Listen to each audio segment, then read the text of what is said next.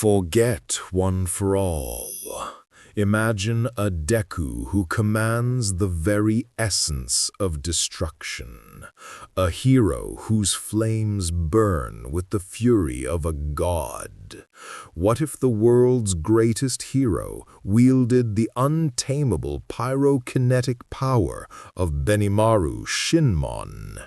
The entire landscape of heroes and villains would change forever. Welcome, Legends, to Chronos Recom. I wrote this story myself, so if you have any suggestions or what-ifs you want to see, drop it in the comments below. Also, just wanted to let you know I've got a Patreon set up now for anyone who wants to support the channel directly. You can get early access to stories, submit direct fan requests, and get exclusive content. It's totally optional, but if you want to help keep these stories coming, check it out. Links in the description. And don't forget to subscribe, like, and hit that bell so you never miss an upload. Let's dive into this story. The flames danced across Izuku Midoriya's fingertips as he walked through the streets of Musutafu, grocery bags hanging from his left hand while his right traced lazy patterns of fire through the air. It was a habit he'd developed over the years, manifesting flames just because he could, because they were as natural to him as breathing. The evening sun cast long shadows across the pavement, and pedestrians gave him a wide berth. Not out of fear exactly, but respect. Recognition. 3 weeks had passed since the incident. Izuku didn't think of it as anything special. He'd been walking this same route home when screams erupted from the shopping district. A villain. Some guy whose quirk let him grow to massive proportions had gone berserk, smashing through storefronts and threatening civilians. Izuku had witnessed teenage girls cowering against a wall, the giant's shadow falling over them like a death sentence. He'd set down his grocery bags carefully. Inko would be upset if he crushed the eggs again. Then he'd moved. The world blurred. One moment he stood across the street. The next, he was directly in front of the girls, his hand already raised. The giant villain had barely registered his presence before Izuku's fingers swept through the air in a perfect arc, flames condensing into a crescent shape that screamed through the atmosphere with such heat that windows cracked from the pressure. Crimson Moon. The technique, Benetsuki, as he sometimes called it in his head, had carved through the villain like a blade through paper. The giant's torso simply ceased to exist, disintegrated by flames so intense they left nothing but ash and the acrid smell of burning flesh.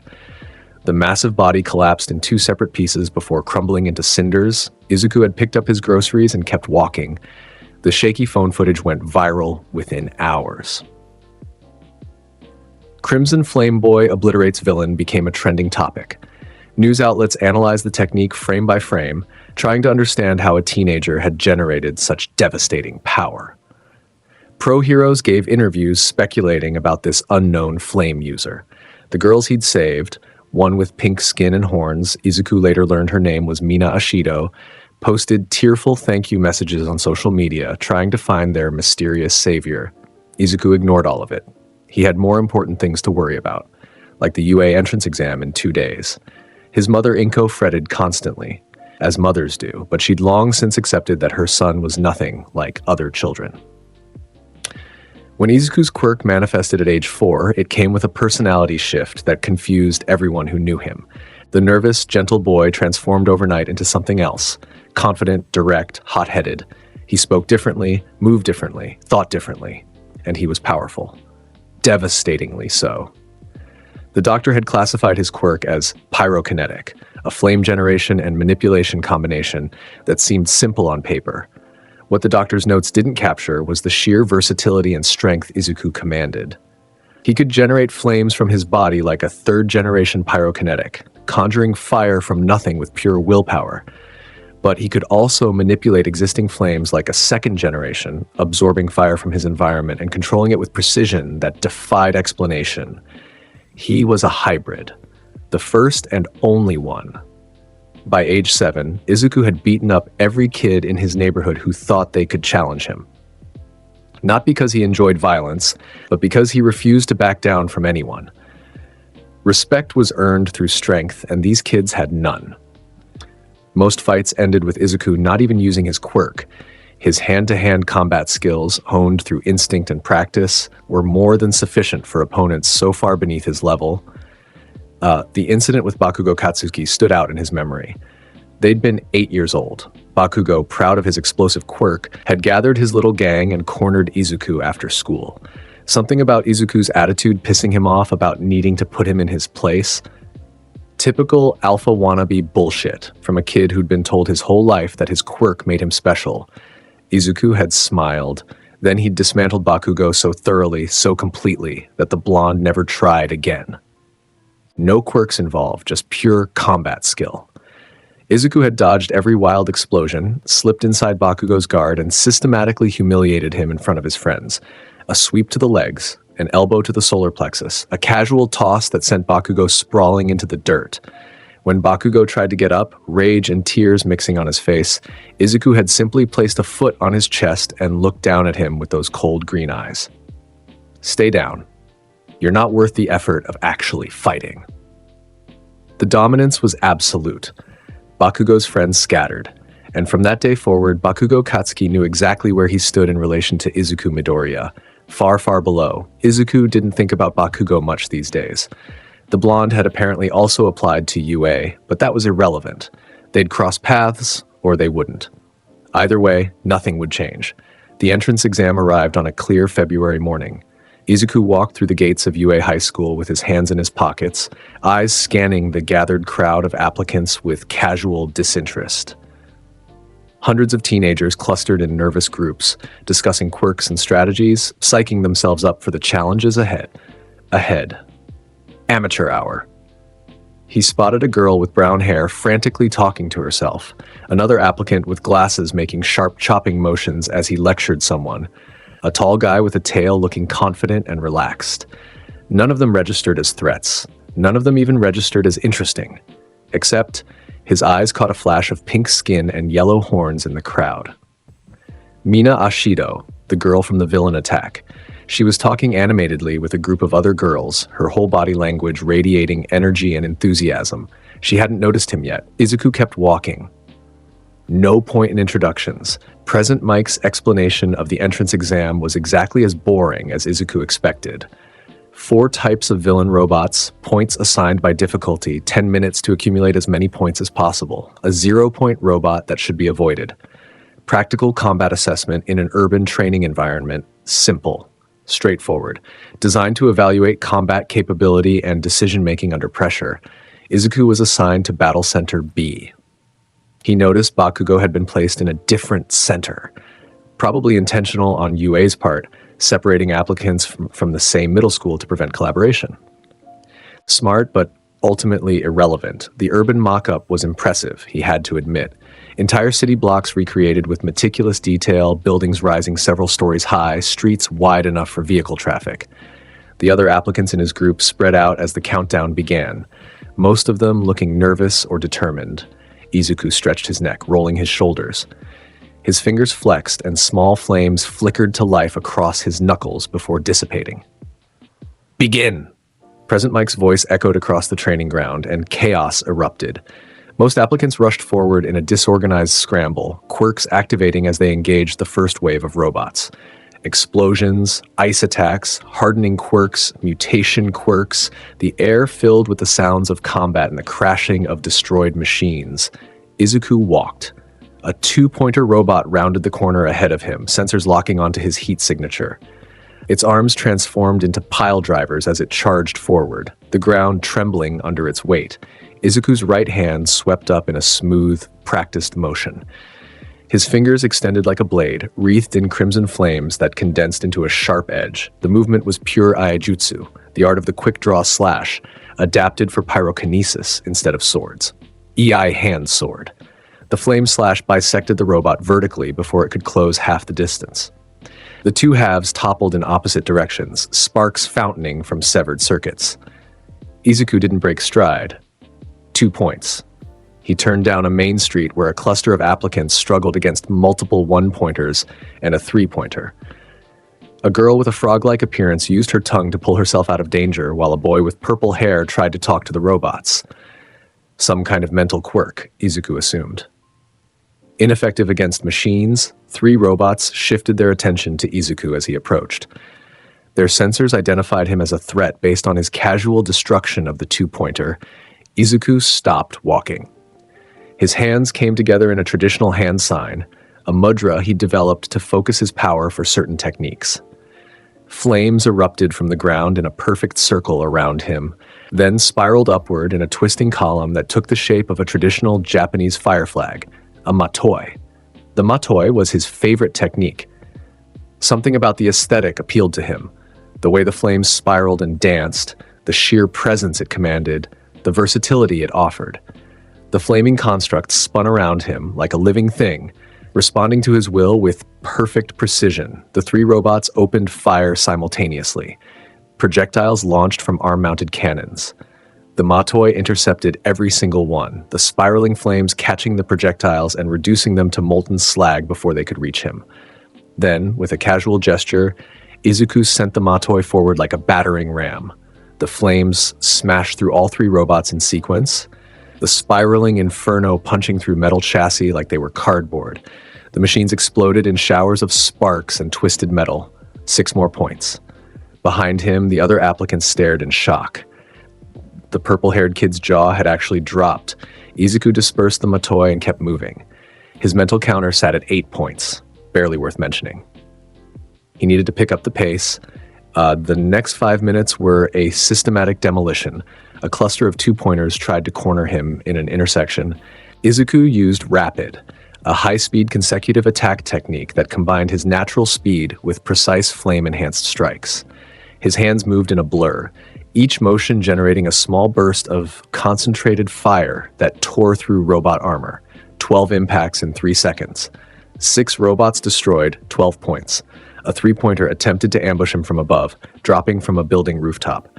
Izuku didn't even look up. He simply raised one hand, fingers splayed, and erupted a pillar of flame straight up. The robot fell into the inferno and never emerged, crashing to the ground as a melted husk. 15 points. He absorbed flames from a burning building, collateral damage from some other applicant's quirk, and felt his power surge. The absorbed fire merged with his own, increasing his output. This was the advantage of being a hybrid. While other flame users could only generate or only control, Izuku could do both and make them work in synergy. 2 3-pointers appeared ahead, flanking a group of struggling applicants. Izuku's hands moved through a series of rapid gestures, flames gathering in his palms. He clapped once, and the flames exploded outward in hundreds of small petals that swirled through the air like a blizzard. Sakura Blizzard. The Moonlight Cherry Blossom's fall technique, Gekka, filled the street with beautiful, deadly flame petals. Each petal was a concentrated point of heat that burned through robot armor on contact. The 3-pointers tried to defend themselves, arms raised to block, but the petals came from every angle simultaneously. Within seconds, both robots collapsed, their systems completely fried by the overwhelming heat. 21 points. Izuku was aware of the cameras tracking him. The observation room would be getting quite the show. Good. Let them see what real power looked like. A scream cut through the chaos. A girl's voice, high and terrified. Izuku's head snapped toward the sound, instincts immediately identifying it as genuine distress, rather than just exam panic. He launched himself toward the source, flames erupting from his feet to boost his speed. He found her pinned under rubble. The brown-haired girl he'd noticed earlier, trapped beneath a collapsed building facade. A 3-pointer loomed over her, web arm raised to strike. Izuku moved. His body became a blur of motion, crossing the distance before the robot could complete its attack. His legs swept up in a vicious arc, wreathed in flames that spiraled around his calf and foot in the distinctive pattern of Shohakama, his flame-based leg technique. The kick connected with the robot's torso with such force that the entire machine lifted off the ground and flew backward, crashing through a building wall. 24 points. He turned to the girl, assessing the situation. The rubble was too heavy for her to lift alone, and her quirk, whatever it was, apparently wasn't helping. Izuku knelt down and placed his hands on the largest piece of concrete. "Don't move," he said simply. Flames erupted along his arms, not to burn but to enhance his physical strength. He lifted the rubble and tossed it aside like it weighed nothing. The girl stared at him with wide brown eyes, face flushed with embarrassment and gratitude. "Thank you so much. I'm Ochako Uraraka, and I—" "Watch yourself," Izuku interrupted, already turning away. "Exam's not over." He left her there and continued his hunt. The next cluster of robots proved more challenging, 3 three-pointers working in coordination, their combat algorithms adapting to his attack patterns.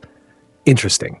Yue's tech was better than he'd expected. Izuku decided to try something he'd been developing. His hands came together in a complex series of mudras, flames gathering and compressing between his palms.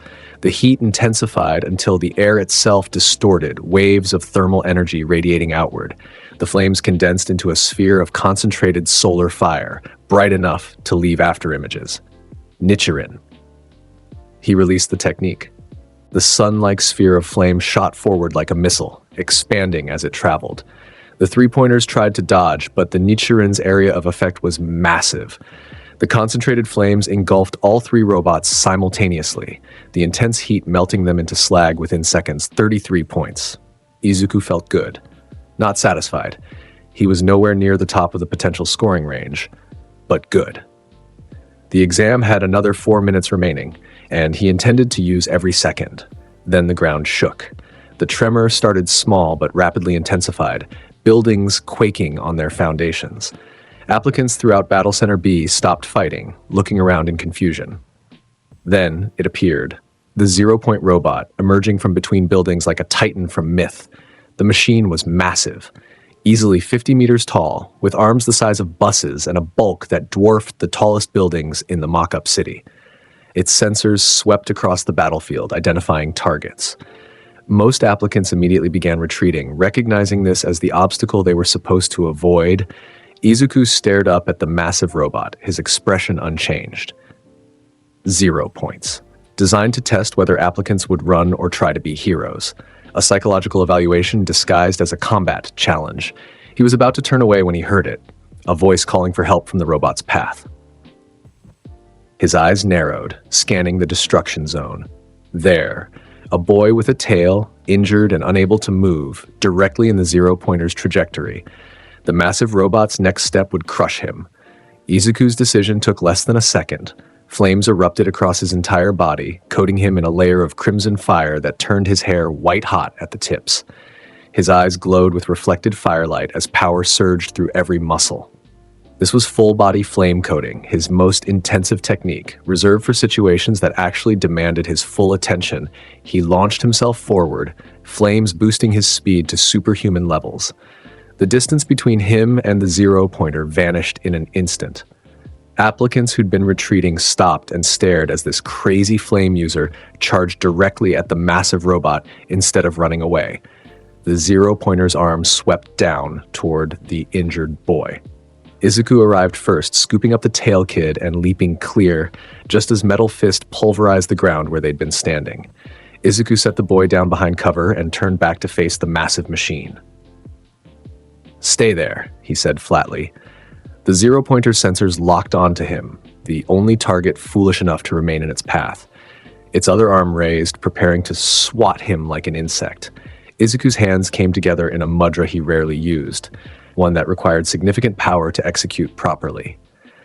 Flames gathered around him in a vortex, pulling in residual fire from destroyed robots and burning buildings. The absorbed flames merged with his own, creating a maelstrom of crimson and gold that spiraled around his body. Akatsuki. The overwhelming force technique lived up to its name. Izuku released the gathered power in a single, devastating blast, a column of flame so intense and massive that it dwarfed the 0-pointer itself. The inferno engulfed the giant robot completely, temperatures reaching levels that would make professional heroes pause. The observation room had gone silent. When the flames cleared, the 0-pointer was still standing, but barely. Its entire front half had been melted and warped, its sensors destroyed, its arms hanging limp and useless. Smoke poured from its chassis. Then, with a groan of tortured metal, the massive machine toppled backward and crashed to the ground with an impact that shook the entire battle center. Izuku dispersed his flames and rolled his shoulders. His body ached slightly from the Akatsuki. Using that much power always came with some physical strain, but he felt satisfied. That was more like it. "Time's up." Present Mike's voice echoed across the training ground, signaling the end of the exam. Applicants throughout Battle Center B stood frozen, staring at the fallen zero-pointer and the teenager who'd brought it down. Izuku walked away without looking back. In the observation room, Pro Heroes and UA staff watched in stunned silence as replays of Izuku's performance cycled across multiple screens. Principal Nezu's eyes gleamed with interest, his paws clasped together as he studied the footage. Eraserhead Aizawa Shota leaned forward, his usual bored expression replaced with sharp focus. All Might stood at the back of the room, his skeletal form hidden in shadows, watching the green-haired boy who just redefined what overwhelming power meant. How many points did he accumulate before engaging the zero-pointer? Nezu asked, his high-pitched voice cutting through the silence. 33 villain points, a staff member reported. But sir, should we award rescue points for... No need, Nezu interrupted, a small smile playing across his features. 33 points from villain destruction alone places him in the top 5. The zero-pointer engagement, while impressive, won't affect his scoring since it's worth 0 points as designed. However, I believe we should review his application more carefully. What was his quirk registered as? Pyrokinetic, sir. Flame generation and manipulation hybrid. But the documented capabilities don't match what we just witnessed. The variety of techniques, the precision, the raw power output, this goes far beyond standard flame quirks. Aizawa spoke up, his voice rough. I want his full file. Everything. School records, quirk counseling reports, incident history. A student with this much power should have left a trail. The staff member nodded and pulled up Izuku Midoriya's file. What they found was interesting. Multiple incident reports from elementary and middle school, all involving fights that Izuku had won decisively. Notes from quirk counselors about his unusual confidence and difficulty respecting authority figures. Comments from teachers about his exceptional combat instincts, but concerning disregard for rules he disagrees with. A flagged incident from 3 weeks ago, the giant villain in the shopping district, viral video footage attached, and through it all, not a single loss. Not one recorded instance of Izuku Midoriya being defeated, outmatched, or even seriously challenged. He's beaten up how many students over the years? Aizawa muttered, scrolling through the incidents. And none of them filed formal complaints? According to the reports, most altercations were classified as mutual combat or self-defense, the staff member explained. Midoriya never started fights, but he always finished them. And apparently, the students he defeated understood they'd been outmatched fairly. Several even became respectful toward him afterward. All Might's voice rumbled from the shadows. What about his relationship with other applicants here? Did he collaborate with anyone during the exam? Multiple screens showed different angles of Izuku's solo performance. Not once had he worked with other applicants. Not once had he communicated beyond brief warnings. He'd saved that girl from rubble and the tail boy from the zero-pointer, but both rescues had been executed with clinical efficiency before he immediately moved on. He works alone, Nezu observed, efficiently, brutally, without hesitation or doubt, and yet he did stop to save others when their lives were genuinely threatened. Interesting. Very interesting indeed. Is he dangerous? Someone asked. Nezu's smile widened. Oh, absolutely. The question is whether he's dangerous to villains or to everyone. Based on his history, I believe we'll find he operates on a personal code of conduct. He protects what he values, respects strength and conviction, and has no patience for weakness or authority that hasn't earned his regard. He'll be a challenge to teach, but the potential... The principal's eyes gleamed. The potential is extraordinary. Aizawa grunted. I'll believe it when I see how he handles actual hero work. Power without discipline is just destruction waiting for a target. Then let's ensure he finds the right targets, Nezu replied. Accepted, naturally. Class 1A. I want him where we can observe him most closely. All Might said nothing, but his mind raced. This boy, this incredibly powerful, confident, dangerous boy, was nothing like what he'd imagined when he first read the name Izuku Midoriya on the applicant list. He'd expected someone earnest, perhaps overeager, someone who needed guidance and support to reach their potential. Instead, he found someone who'd already arrived. The acceptance letter arrived 1 week later. Izuku read it while eating breakfast, his expression unchanged. Inko hovered nearby, wringing her hands with maternal concern disguising her pride. Congratulations, Izuku. I knew you'd make it. UA is so prestigious and you'll be in the hero course. And yeah, Izuku said simply, setting the letter aside. Expected. Inko's smile faltered slightly. She'd long since adjusted to her son's blunt personality, so different from the sweet boy she'd raised for 4 years before his quirk manifested. But sometimes she missed that gentleness, that vulnerability. This Izuku was strong, capable, independent, everything a hero needed to be, but he was also distant in ways that made her heart ache. Will you try to make friends? She asked softly. UA is a chance for a fresh start, you know. Other students with powerful quirks, people who might understand. I'm not there to make friends, Izuku interrupted, though his tone wasn't harsh. I'm there to become a hero on my terms. If I find people worth respecting along the way, fine. If not, also fine. What about that nice girl from the video, the pink one who keeps posting about trying to find you? She seems sweet, and she'll probably be at UA too. Mom. Izuku looked at her directly, his green eyes serious. I saved her because that villain was in my way and she was in danger. That's it. I'm not looking for gratitude or friendship from it. Inko sighed but nodded. She knew when to push and when to retreat. Just promise me you'll at least try to work with others. Heroes need to cooperate sometimes, even if you're strong enough to handle things alone. Izuku considered this. It wasn't an unreasonable request. If the situation demands cooperation and they're competent, I'll work with them. But I'm not holding back or playing nice to protect someone's feelings. They either keep up or stay out of my way. It was the best compromise Inko would get, and she accepted it. The weeks before UA's opening ceremony passed in a blur of preparation and media coverage. The entrance exam results became public knowledge, not specific scores, but the general rankings. Izuku Midoriya placed 3rd overall in villain points, behind only a silver-haired boy named Tetsu from Battle Center A, and a girl named Itsuka Kendo from Battle Center C. The fact that Izuku had also destroyed the zero-pointer spread through social media like wildfire, combined with the viral footage from 3 weeks prior, Izuku had developed a reputation before ever setting foot in UA. Crimson Flame Boy evolved into King of Destruction after someone leaked footage of the zero-pointer's demolished remains. The nickname stuck. Message boards and hero fan sites debated whether this new student would revolutionize the hero scene or become a dangerous wild card. Izuku ignored all of it. Reputation meant nothing.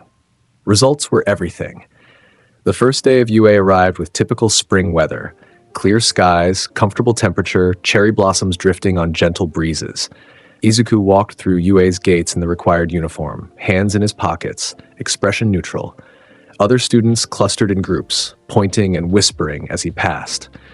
He recognized several faces from Battle Center B, including the brown-haired girl, Uraraka, who waved enthusiastically when she spotted him. He nodded once in acknowledgement and kept walking. Class 1A's homeroom was on the first floor, an unnecessarily spacious classroom with desks arranged in neat rows. Izuku found his assigned seat, near the back by the windows, and settled in. Other students filtered in gradually, filling the room with nervous chatter. Holy shit, it's him! The King of Destruction is in our class? Did you see what he did to that zero-pointer? It was insane! Izuku tuned them out, gazing through the window at the training grounds visible in the distance. His mind wandered through potential scenarios, techniques he wanted to refine, combat applications he hadn't tested yet. Excuse me. The sharp voice cut through his thoughts. Izuku turned to find a tall boy with glasses and dark blue hair standing rigidly beside his desk, one arm raised in a chopping motion. I am Tenya Ida, and I wanted to express my admiration for your performance during the entrance exam. Your technical skill and power output were extraordinary. However, I must ask, was it truly necessary to destroy the zero-pointer? The exam guidelines clearly stated it should be avoided, and your actions, while undeniably impressive, could be interpreted as showboating or... It was in my way, Izuku interrupted, his tone flat, and someone was about to die. I handled both problems. Done. Ida blinked, his practiced speech derailed by the blunt response. Yes, of course, the rescue was admirable, but the method seemed excessive. Are you saying I should have let the zero-pointer keep operating? Or that I should have used a weaker technique that might not have worked? Pick one. Aye. Ida struggled for a moment, then executed a rigid bow. You are correct. I apologize for my presumption. Your methods were effective, and the result speaks for itself. I hope we can become friends, and we'll see, Izuku said dismissively, turning back to the window. Ida stood there awkwardly for a moment before retreating to his own desk, looking confused but determined. The door opened again, and Izuku's attention sharpened slightly. Bakugo Katsuki entered, his distinctive spiky blonde hair and aggressive posture immediately recognizable. Their eyes met across the classroom. For a brief moment, something flickered in Bakugo's expression. Recognition, memory, and underneath it all, a carefully buried resentment. Then his face twisted into his typical scowl, and he stalked to his seat without a word. Good. Bakugo had learned his lesson years ago and apparently hadn't forgotten. No drama needed. More students arrived. Uraraka bounced over to introduce herself properly, thanking him again for saving her during the exam. A boy with red hair and sharp teeth, Kirishima, he introduced himself as, expressed admiration for Izuku's manly fighting style. A girl with a ponytail, Yaoyorozu, attempted polite conversation about quirk theory. Izuku responded to all of them with the same basic courtesy, short answers, no elaboration, no encouragement for extended interaction. They got the message eventually and retreated to their own seats. Then she walked in. Mina Ashido entered the classroom like a burst of energy, her pink skin and yellow horns immediately drawing attention. She was mid-conversation with another girl, one with purple hair and earphone jacks. When her eyes landed on Izuku, she froze. Her jaw dropped. Her entire body went rigid with recognition. "Oh my God," she whispered. Then louder, "Oh my God, it's you!" The entire classroom turned to watch as Mina practically launched herself across the room, stumbling over desks in her haste to reach him. She skidded to a stop in front of his desk, her golden eyes wide with excitement and gratitude. "You're him. You're the Crimson Flame boy. You saved me and my friends from that giant villain. I've been looking everywhere for you. I posted like 100 messages trying to find you and thank you properly. You just disappeared after saving us, and I thought I'd never get to say thank you, but here you are, and we're in the same class, and breathe," Izuku said. Mina sucked in air, her words finally running out of momentum. She stood there, practically vibrating with energy, waiting for his response. "You're welcome," Izuku said simply. "The villain was causing problems. I dealt with it. That's all." "That's all? That's all?" Mina's voice pitched higher. "You completely disintegrated a 20-meter-tall villain in one hit. You saved our lives. You were so cool and mysterious and powerful, and are you done?" Izuku interrupted, not unkindly but with clear finality. Mina deflated slightly, but nodded. Thank you. Really, I owe you big time. Anything you ever need, seriously, just ask." "I'll remember that," Izuku said, though his tone suggested he wouldn't. "Now sit down. Class is about to start." Mina reluctantly retreated to her desk, though she kept glancing back at him with a mix of admiration and curiosity. The girl with the earphone jacks, Jiro, based on the nameplate, leaned over and whispered something to Mina that made the pink girl giggle. Izuku ignored them both. His attention had shifted to the door, where an unusual presence had appeared. A disheveled man in a sleeping bag had somehow materialized in the doorway without anyone noticing. He shuffled into the classroom, yellow sleeping bag dragging behind him, his long black hair falling across a face that looked perpetually exhausted. "It took you 8 seconds to quiet down after I arrived," the man said, his voice rough and unimpressed. "Time is limited. You kids are not rational enough." He reached the front of the classroom and extracted himself from the sleeping bag, revealing a black outfit and a capture weapon wrapped around his neck. His bloodshot eyes scanned the class with an expression of deep fatigue and deeper cynicism. "I'm your homeroom teacher, Shota Aizawa. Pleased to meet you."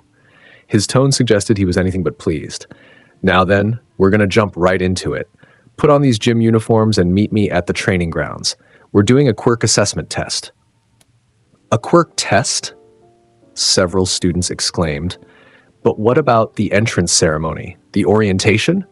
"If you want to be heroes, you don't have time for that crap," Aizawa said flatly. UA is known for its freestyle education system. That applies to us teachers as well. Now go change. You have 5 minutes. The class scrambled to obey.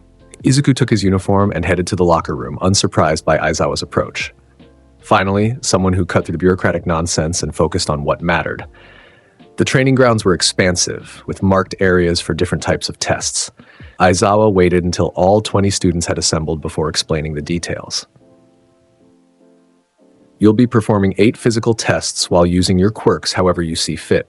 Softball throw, standing long jump, 50-meter dash, endurance running, grip strength, sustained sideways jumps, upper body exercises, and seated toe touches.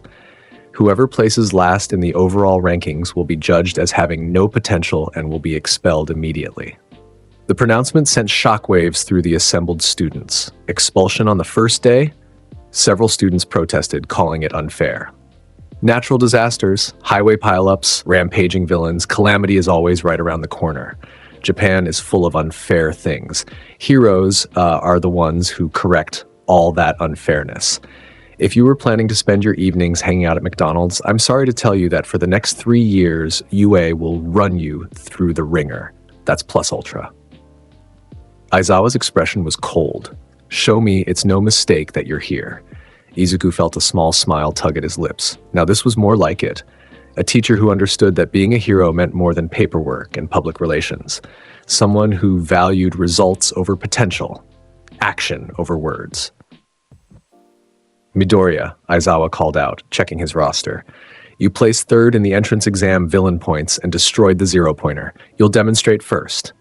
Softball throw. Izuku stepped into the circle marked for the test, accepting the softball from Aizawa. The class watched with intense curiosity. Many of them had heard about his entrance exam performance, but hadn't seen him fight personally.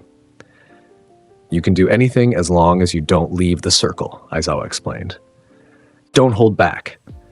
Izuku rolled the softball in his hand, considering his options. The objective was distance, not destruction. He could simply throw it with flame propulsion, but where was the artistry in that? He stepped into a throwing stance, his arm drawing back. Flames erupted along his entire right side, coating his arm and shoulder in crimson fire. The heat distorted the air, and several students backed away instinctively. Then he threw. The softball left his hand with explosive force, propelled by flames that burst from his palm like a rocket engine. The ball became a comet of fire and velocity, screaming through the air with such speed that it left a trail of smoke. It climbed higher and higher, arc extending far beyond normal throwing distance, before finally beginning its descent somewhere in the distance. Aizawa checked his device. His eyebrows rose slightly, the first emotion he'd shown since class began. 1,247 meters, he announced. The class erupted in shocked exclamations. Several students' jaws literally dropped. Bakugo's hands crackled with explosions, his face twisted with competitive fury.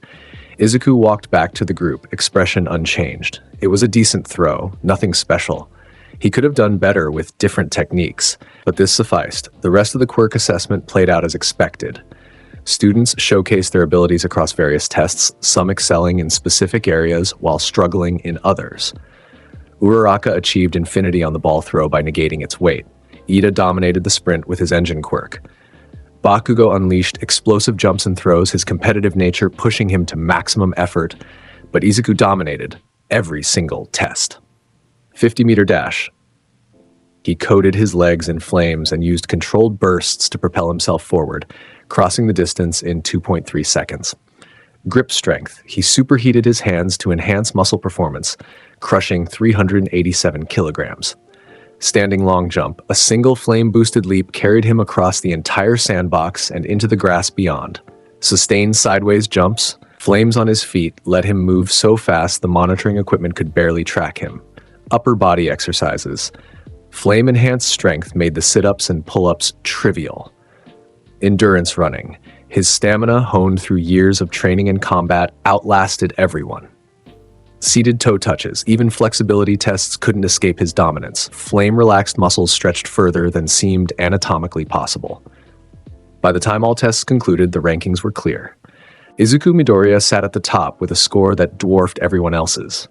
Second place went to Yaoyorozu, whose creation quirk provided versatile solutions. Third was Bakugo, whose explosive power translated well across multiple tests. At the bottom, unfortunately, sat a short boy with purple balls for hair, Mineta, whose quirk offered almost nothing for physical assessment tests. Aizawa studied the results, then looked at the assembled class. Nobody's getting expelled. That was a logical ruse to draw out your maximum performance. The relief was palpable. Several students actually collapsed with stress release. However, Aizawa continued, his eyes finding Izuku, I want to make something clear. Midoriya, you clearly possess overwhelming power and skill. But hero work isn't about individual strength alone. You'll be evaluated on cooperation, decision-making, adaptability, and rescue capabilities. Brute force won't carry you through everything UA throws at you. Izuku met his teacher's gaze steadily. Understood, but I won't hold back or play weak to make others comfortable. If cooperation is needed, I'll cooperate. If not, I'll handle things my way. A tense silence fell over the training ground. Aizawa and Izuku stared at each other, an unspoken battle of wills playing out. The other students held their breath, waiting to see how their teacher would respond to such blatant disregard for authority. Finally, Aizawa's lips twitched in what might have been a smile. Fair enough. Just don't burn down the school in the process. No promises, Izuku said flatly. This time, Aizawa definitely smiled. Dismissed. Syllabus is in the classroom. Review it tonight. Tomorrow we start real hero training.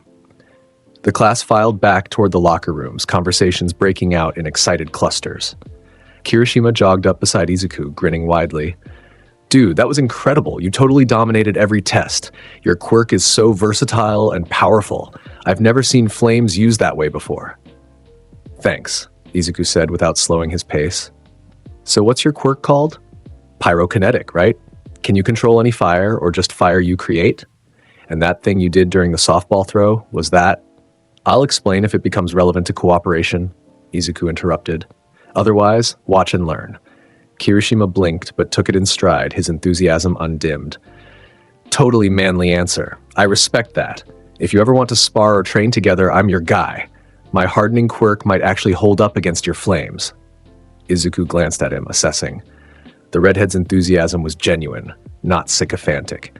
His quirk, hardening, suggested decent defensive capabilities. And he'd mentioned sparring, which implied he actually wanted to improve rather than just bask in proximity to power. Maybe, Izuku said. We'll see. Kirishima pumped his fist. Yes, I'll hold you to that. The following weeks at UA established a pattern that Izuku found tolerable, if not exciting. Academic classes were straightforward: hero law, quirk theory, rescue protocols, disaster response. He excelled effortlessly, his natural intelligence and combat experience giving him insights that impressed even the teachers. But the real education happened during hero training. All Might's first heroics class introduced the battle trials, indoor combat scenarios where students would pair up and face each other in hero versus villain exercises. The class gathered in the locker room to change into their hero costumes, excitement and nervousness mixing in equal measure. Izuku's costume had been designed with function over flash. A black and crimson bodysuit that allowed maximum mobility reinforced to withstand heat.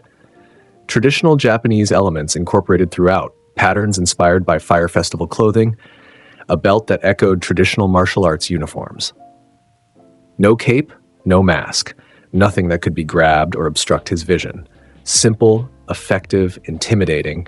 When he emerged from the locker room, several classmates did double takes. The costume somehow made him look even more dangerous than usual, the colors emphasizing his flame aesthetic while the cut highlighted his combat-ready physique. Whoa, Mina practically bounced over. Midoriya, you look amazing. Very traditional, but also super cool. It really fits your whole vibe. Izuku nodded his thanks and moved to where All Might was explaining the exercise rules. Teams of 2 would be assigned. 1 hero team, 1 villain team. Heroes had to capture the villains or secure the weapon. Villains had to protect the weapon or capture the heroes. 15-minute time limit, the matchups were drawn randomly. Izuku found himself paired with Uraraka as heroes, facing Bakugo and Ida as villains. Perfect. The irony wasn't lost on him. Facing off against the boy he'd humiliated years ago with the added complication of Ida's rigid rule following. This would be entertaining. Bakugo's expression when the matchups were announced was everything Izuku expected. Rage, determination, and underneath it all, that buried fear. The blonde knew exactly what he was up against. The assigned building was a 5-story urban structure, typical of the kind heroes might operate in during villain incidents. Bakugo and Ida were given 5 minutes to prepare and hide the weapon. Izuku and Urarara would then have 15 minutes to complete their objective. So, what's our strategy? Uraraka asked nervously. I mean, you're super strong and everything, but Bakugo seems really intense, and Ida is probably...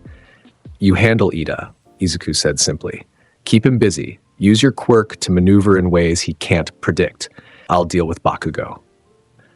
Are you sure? Bakugo's explosions looked really powerful during the assessment, and he's not a threat, Izuku stated with absolute certainty. Trust me. The conviction in his voice left no room for argument. Uraraka nodded, swallowing her concerns. The timer started. Izuku walked through the building's entrance like he owned the place, hands in his pockets, no urgency in his movements. Uraraka followed behind, her head on a swivel as she watched for ambushes. They'd barely reached the second floor when Bakugo struck. The blonde exploded around the corner with a roar of fury, hands outstretched, explosions already crackling. Midoriya! His opening blast was meant to be overwhelming, a point-blank explosive assault that would immediately put Izuku on the defensive. In Bakugo's mind, this was his chance to finally prove he wasn't beneath the green-haired bastard who'd humiliated him all those years ago. Izuku's hand moved in a casual wave. Flames erupted from his palm, intercepting Bakugo's explosion mid-flight. But instead of clashing, Izuku's flames absorbed the explosive energy, the heat and force feeding into his pyrokinetic control. The absorbed power merged with his own flames, growing stronger. Bakugo's eyes widened in shock. What the? Izuku redirected the enhanced flames back at Bakugo in a concentrated blast. The blonde barely managed to dodge, explosions propelling him sideways as the redirected fire scorched the wall where he'd been standing. That's new, Bakugo snarled. But it doesn't matter. I've gotten stronger. Izuku blitzed forward. One moment he was standing 10 meters away. The next he was inside Bakugo's guard, flames coating his hands. He struck with a palm thrust to Bakugo's solar plexus. Not hard enough to cause serious injury, but sufficient to knock the wind out of him. As Bakugo doubled over, gasping, Izuku's other hand swept up in an arc. Ei hand sword. The flame slash passed within millimeters of Bakugo's face, close enough for him to feel the heat, before carving a black scorch mark across the wall behind him. A demonstration. A message. Bakugo stumbled backward, his breath coming in ragged gasps, sweat already pouring down his face from the ambient heat Izuku radiated. The gap between them, the gap that had existed since they were 8 years old, hadn't closed at all. If anything, it had widened.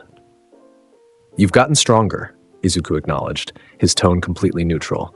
But so have I, and you're still not worth my full effort. The words hit harder than any physical blow could. Bakugo's face twisted with rage and humiliation, explosions crackling more intensely around his hands. He launched himself forward in a desperate assault, explosions propelling him in erratic patterns as he tried to overwhelm Izuku with sheer aggression. Izuku didn't even move from his spot. His hands wove through the air in a series of precise gestures, flames following his movements like extensions of his will. Each of Bakugo's attacks was intercepted, absorbed, or redirected with minimal effort. Izuku's expression never changed, his breathing never accelerated, he was simply handling it. Izuku called out without taking his eyes off Bakugo. Go find the weapon, I'll keep this one busy. But I can't just leave you. Go. The command in his voice broke no argument. Uraraka hesitated for one more second, then activated her quirk and launched herself up through the stairwell, floating toward the higher floors. Now it was just Izuku and Bakugo in the corridor. Don't you dare dismiss me like that, Bakugo roared, his pride finally overriding his tactical sense. I'm not some weakling you can just... Izuku's matoi erupted around him. The spiraling flame construct appeared in an instant, the traditional fire flag spinning around Izuku's body like a living thing. The sheer presence of it filled the corridor, the heat intense enough to make the walls groan. Bakugo's next explosion was caught by the matoi and absorbed before it could even reach Izuku. You're not weak, Izuku said, his voice carrying clearly through the roar of flames. You're just not as strong as me. Accept it. Bakugo screamed in frustration and unleashed his biggest explosion yet, throwing everything he had into one massive blast. The corridor filled with explosive force and light. The matoi spun faster, catching the entire explosion and feeding it into Izuku's power. The absorbed energy coursed through him, and he felt his flames surge in response. Then, with a casual gesture, he sent the enhanced power back at Bakugo, not as a direct attack, but as a wave of force that slammed the blonde into the wall and held him there. Bakugo struggled against the pressure, explosions popping weakly against the overwhelming heat, but he couldn't break free. Izuku maintained the technique with one hand while checking his phone with the other, completely casual. Meanwhile, on the fourth floor, Uraraka had found Ida and the weapon. The tall boy was guarding the mock nuclear device with rigid determination, his engines revving as he prepared to defend. "I'm sorry, Uraraka, but as the villain in this scenario, I must protect this weapon at all costs. Your partner may be formidable, but you'll find me challenging." Uraraka touched the weapon. Gravity disappeared. The massive device floated upward, and Uraraka grabbed it, using her quirk on herself as well to maneuver around Ida's attempted interception. The speedster's engines were designed for ground movement. He had no way to pursue her in zero gravity. Hero Team wins. All Might's voice boomed over the intercom. "Excellent work securing the objective." Izuku released Bakugo from the flame pressure and dispersed his matoi. The blonde slumped against the wall, his costume scorched, his face a mask of humiliation and barely contained rage. "You've got potential," Izuku said as he walked past. "Work on controlling your temper. Rage makes you predictable." He left Bakugo there and headed to the monitoring room where the rest of the class had watched the entire exercise. The room was silent when he entered. Every student stared at him with expressions ranging from awe to fear to intense curiosity. Even All Might seemed momentarily at a loss for words. "Young Midoriya, the symbol of peace," finally said, his usual enthusiasm dampened by what he'd witnessed. "Your performance was remarkable. However, I noticed you used lethal techniques during what should have been a training exercise." "I controlled them," Izuku interrupted. "Bakugo was never in actual danger. I know my capabilities and my limits. Everything I did was calculated." Even so, the level of force seemed excessive for a simple exercise. "With respect, All Might, you asked us to treat this like a real hero versus villain scenario.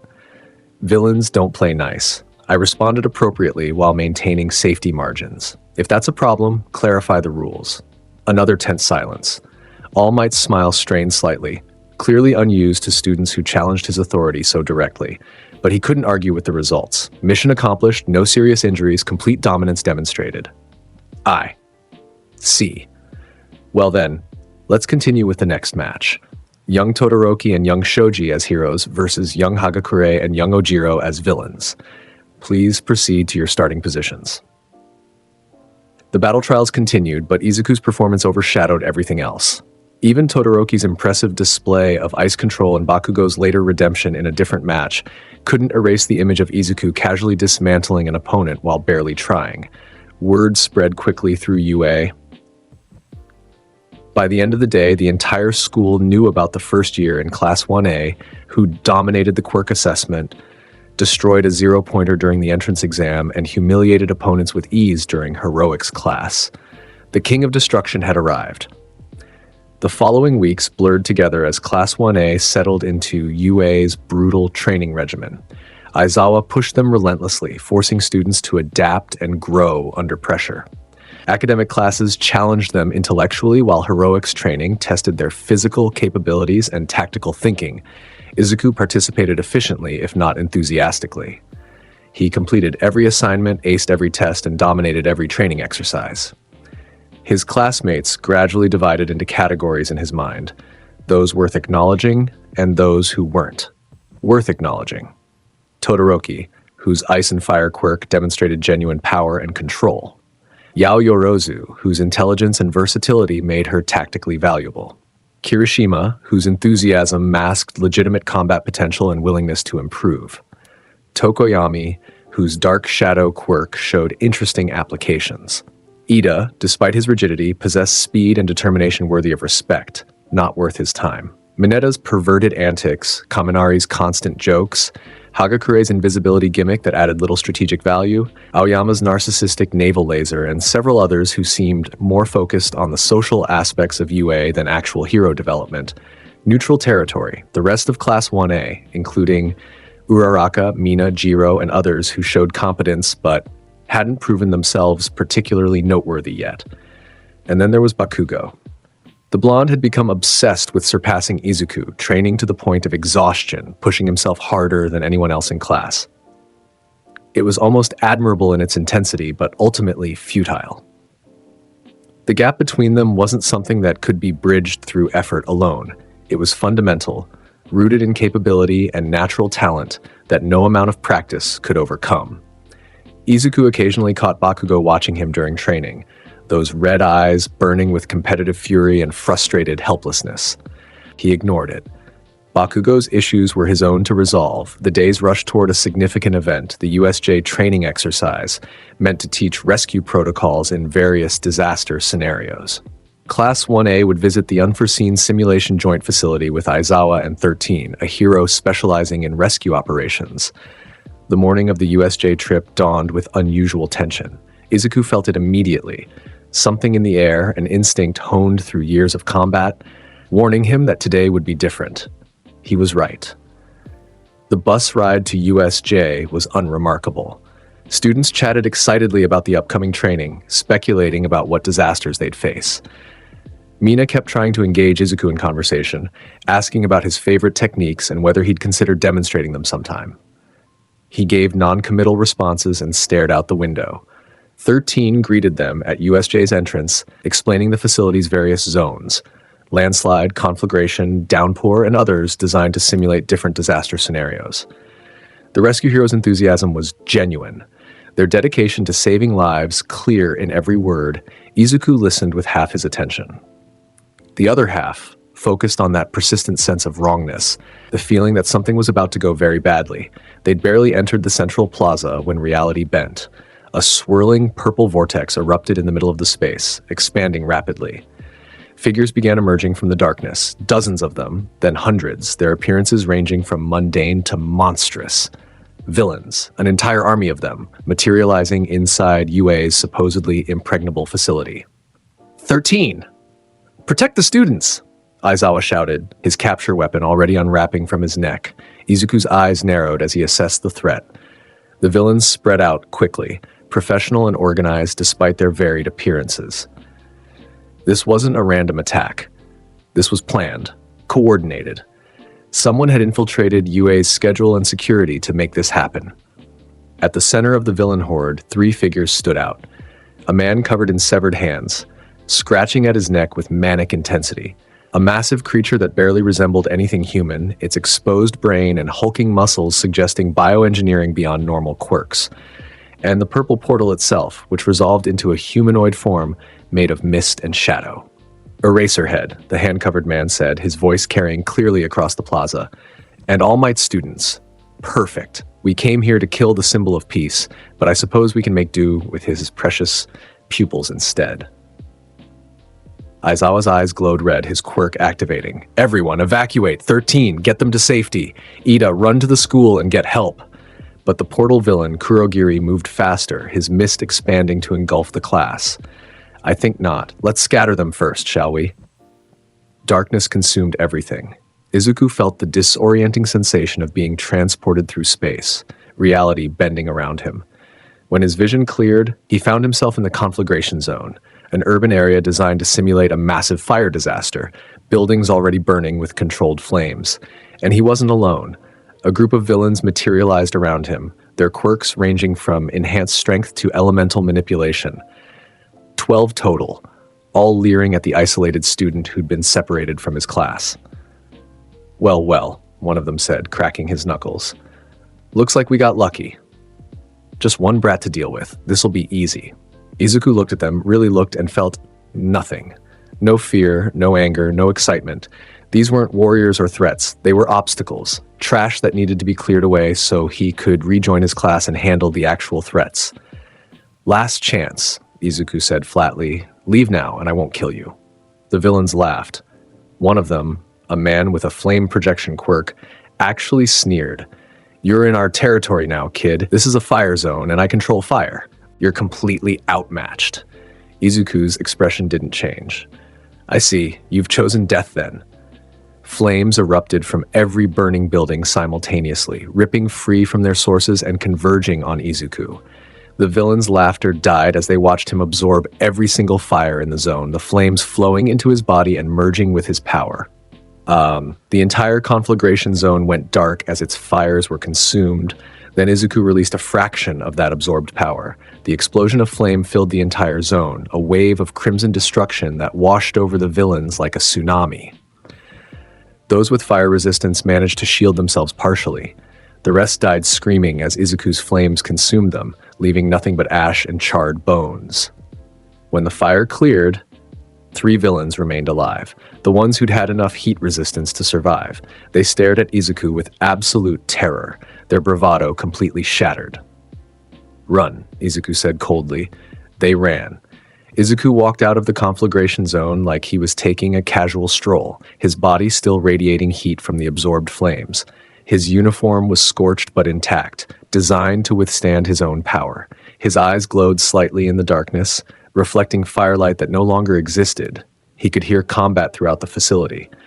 His classmates scattered across different zones, fighting for their lives. Aizawa battling the villain army alone. That massive creature, Nomu, he'd heard it called, standing ready for combat. Izuku made his decision instantly. The leader, Shigaraki, was the primary threat. Eliminate him, and this attack would collapse. He launched himself across the facility, flames propelling him forward with tremendous speed. Villains who tried to intercept him were casually swatted aside, burned, or simply ignored as beneath his notice. His focus was singular: reach the plaza, end this quickly. He arrived to find Aizawa on the ground, bloodied and broken, the Nomu standing over him with one massive hand raised to deliver a killing blow. Shigaraki watched with manic glee, scratching at his neck. Izuku's hand shot forward, flames condensing into a concentrated spear. Stun spear. The flame projectile hit Nomu in the side, staggering the creature away from Aizawa. It didn't penetrate. The monster's durability was absurd, but it got its attention. Shigaraki's head snapped toward Izuku, red eyes visible through the fingers of the hand on his face. "Oh, and who are you supposed to be?" "Your worst mistake," Izuku said simply. He attacked. His hands came together in rapid mudras as flames gathered around him. The Matoi erupted to life, spiraling around his body in its distinctive pattern. Then he sent it forward like a battering ram, the spiraling flames screaming toward Shigaraki with devastating force. Kurogiri intercepted, his portal body absorbing the Matoi's momentum and redirecting it harmlessly away. "I think not, young man. Nomu, handle this one." The massive creature turned its full attention to Izuku, and for the first time since the attack began, Izuku felt something approaching interest. This thing, this Nomu, radiated power, real power. Its muscles rippled with barely contained strength, its exposed brain suggesting intelligence, despite its monstrous appearance. Nomu moved with shocking speed for something so large, closing the distance in a heartbeat. Its fist swung toward Izuku's head with enough force to pulverize concrete. Izuku's hand came up, wreathed in flames, and caught the punch. The impact sent shockwaves through the plaza. The ground beneath Izuku's feet cracked and cratered from the transferred force. His arm trembled from the strain, muscles screaming in protest. But he held the punch, his flames burning against Nomu's flesh without leaving a mark. "Shock absorption," Izuku noted aloud, analyzing the quirk instantly. "Regeneration too, based on how fast those burns heal multiple quirks in one body. Interesting." Nomu's other fist swung around. Izuku released the first punch and dropped low, flames erupting from his feet to slide him backward out of range. His hands moved through another series of gestures as he created distance. Rapid! His technique activated, and Izuku became a blur of flame-enhanced motion. He struck Nomu repeatedly from multiple angles, palm thrusts to joints, flame slashes across the torso, concentrated bursts of fire to the exposed brain. Each hit landed with precision, targeting weak points and testing the creature's defenses. Nomu's regeneration worked overtime, healing damage almost as fast as Izuku could inflict it. But even regeneration had limits. Enough concentrated damage in a short enough time frame would overwhelm any healing factor. Izuku's hands moved faster, his flames burning hotter. The rapid technique escalated, his strikes blurring together into a continuous assault. Burn, slash, impact, burn, slash impact. The rhythm became almost meditative, each movement flowing seamlessly into the next. Nomu roared and backhanded him with enormous force. Izuku went flying, his body smashing through a wall and tumbling across the ground. He rolled to his feet immediately, flames already healing the damage, his expression unchanged. Durability, exceptional, he noted. Strength, beyond normal human limits. Speed above average for size class. Regeneration, high tier. Shock absorption, unclear limits but effective against normal attacks. Shigaraki watched the analysis with visible frustration. Nomu, stop playing with him. Kill the brat and get back to waiting for All Might. But Nomu was fully engaged now, its monstrous focus locked onto Izuku as the only threat it currently recognized. The creature charged again, fists swinging in devastating combinations. Izuku decided to get serious. His hands came together in the mudra for his most powerful technique. Flames from across the entire facility responded to his call, fires from the conflagration zone reigniting and flowing toward him, residual heat from villain quirks, even the ambient thermal energy in the air. Everything converged on his position as he gathered power for Akatsuki. What the? Shigaraki stepped back, his manic confidence wavering. Kurogiri, do something! The portal villain tried to interfere, his mist reaching toward Izuku to transport him away or disrupt his technique. But the sheer heat radiating from the gathered flames forced Kurogiri back, his shadowy form destabilizing in the intense thermal energy. Nomu reached Izuku just as the technique completed. Akatsuki! The overwhelming force technique detonated with apocalyptic fury.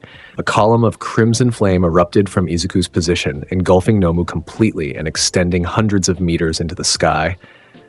The sheer power of it shook the entire USJ facility, windows shattering from the pressure wave, metal structures groaning under the thermal stress.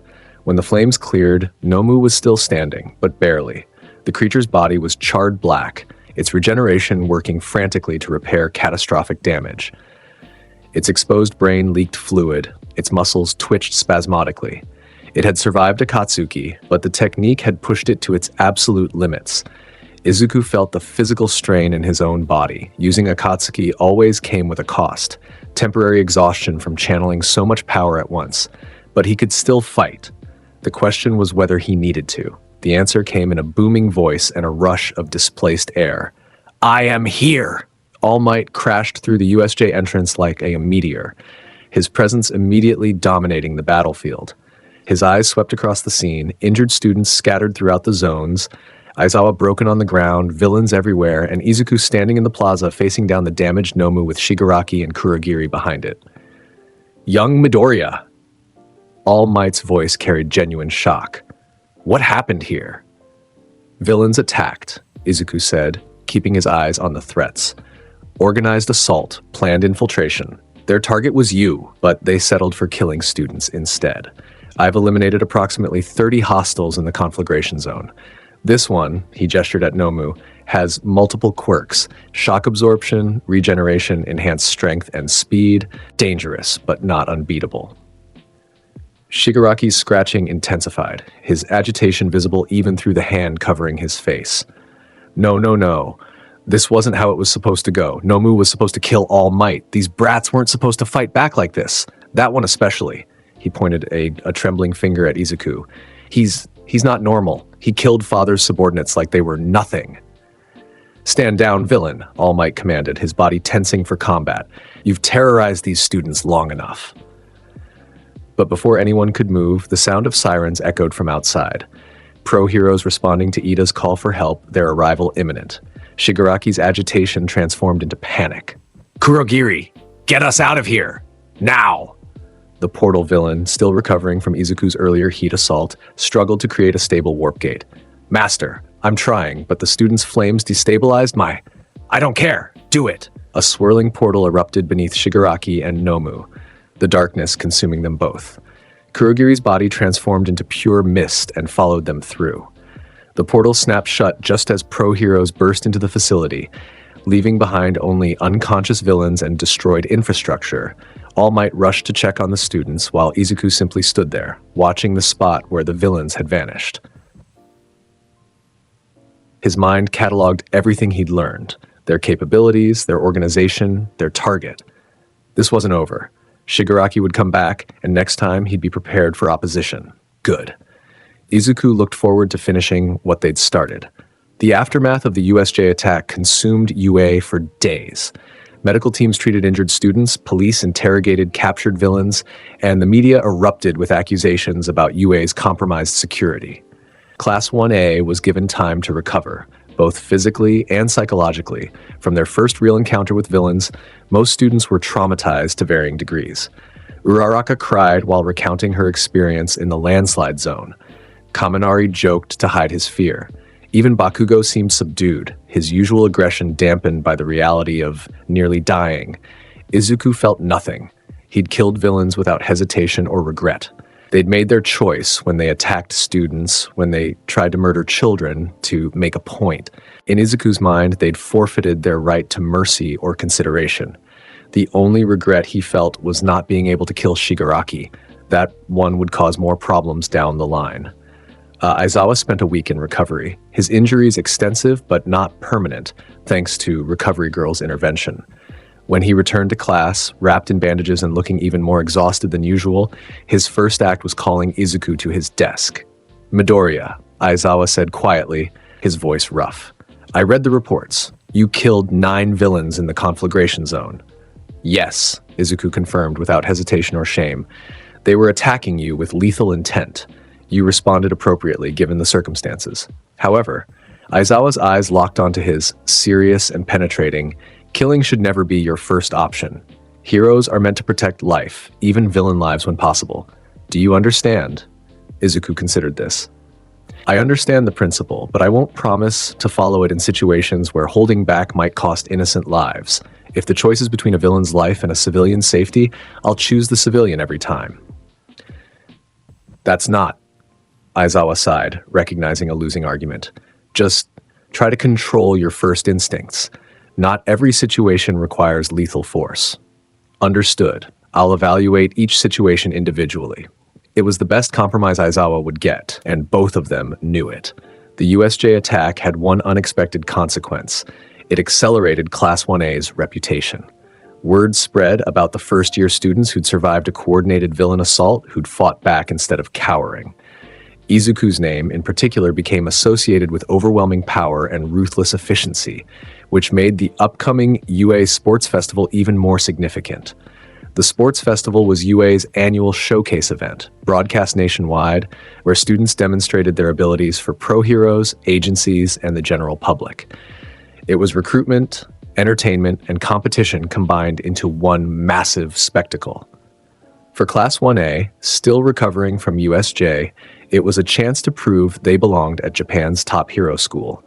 Izuku viewed it as an opportunity to establish absolute dominance. The days leading up to the festival were intense. Students trained relentlessly, pushing their quirks and abilities to new limits. Bakugo became even more aggressive in his training, clearly viewing the festival as his chance to prove he wasn't beneath Izuku. Todoroki trained in isolation, his ice quirk developing new applications. Yaoyorozu studied tactics and created increasingly complex objects.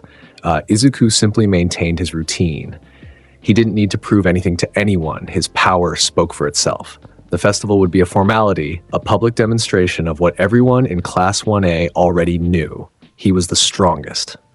The day of the sports festival arrived with perfect weather and massive crowds. UA's stadium filled to capacity with spectators, while cameras broadcast to millions of viewers nationwide. The energy was electric, anticipation thick in the air. Class 1A gathered in the waiting area, students nervous and excited in equal measure. Todoroki approached Izuku, his heterochromatic eyes serious. "Midoriya," he said quietly, "I wanted to tell you something before this starts." Izuku looked at him, mildly curious. Todoroki rarely initiated conversation. "I know you're strong," Todoroki continued. "Stronger than anyone else here, probably.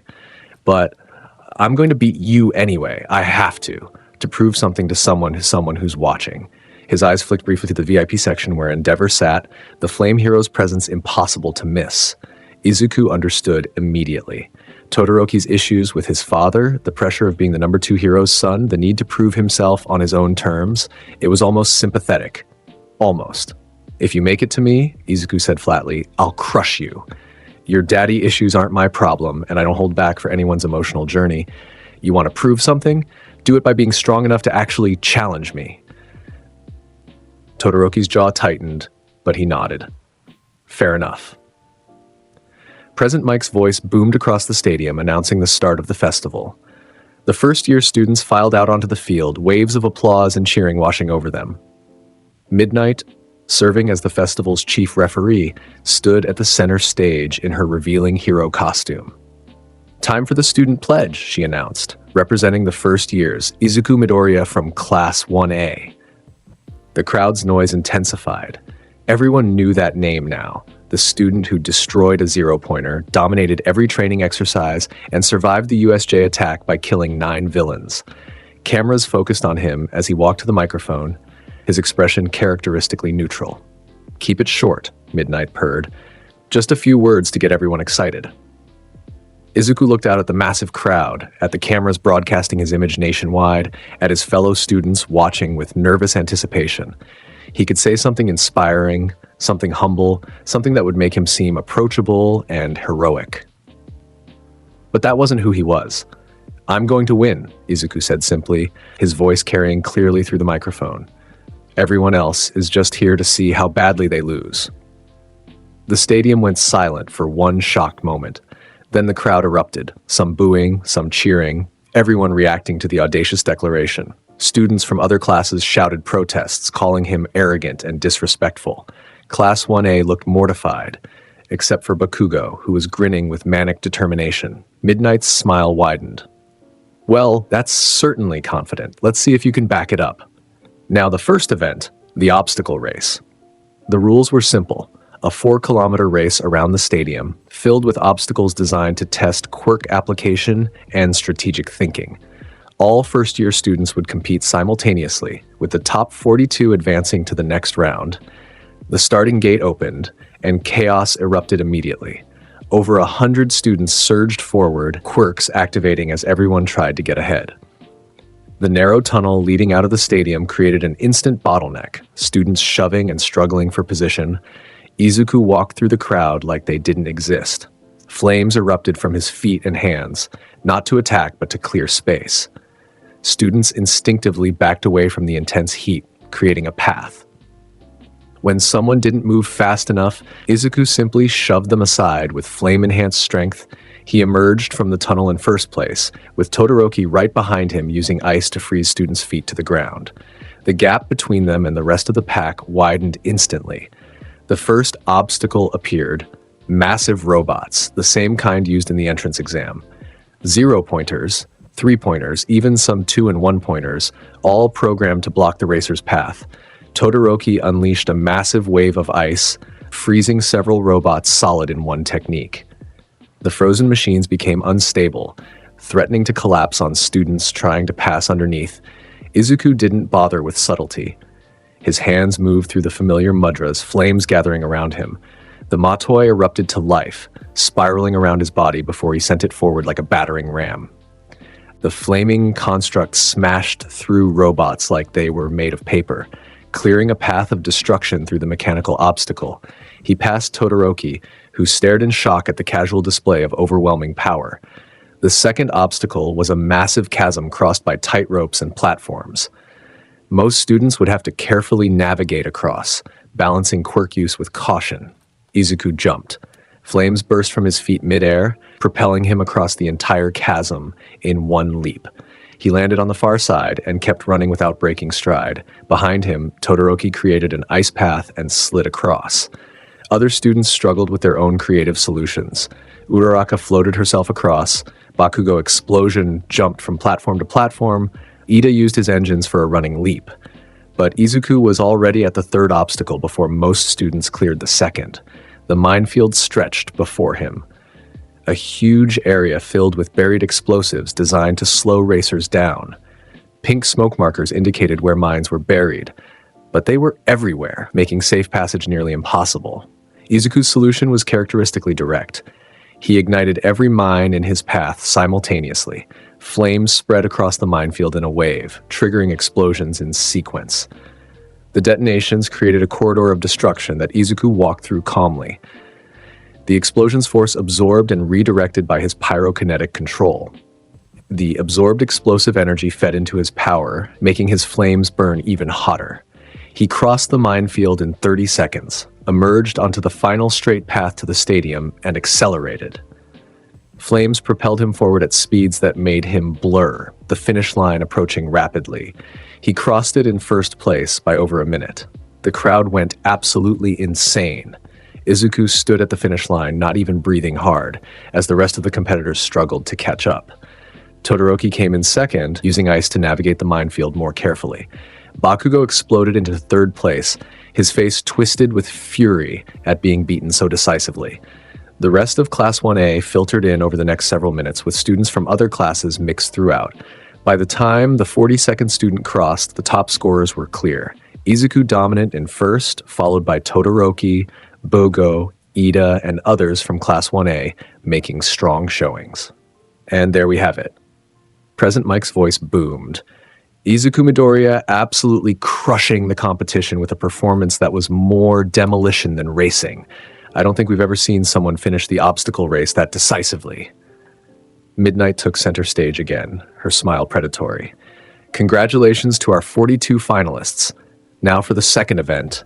She gestured dramatically as the announcement screen revealed the next challenge, the cavalry battle. The rules were explained. Students would form teams of 2 to 4 members, with one person as the cavalry's rider, wearing a headband points based on their placement in the obstacle race.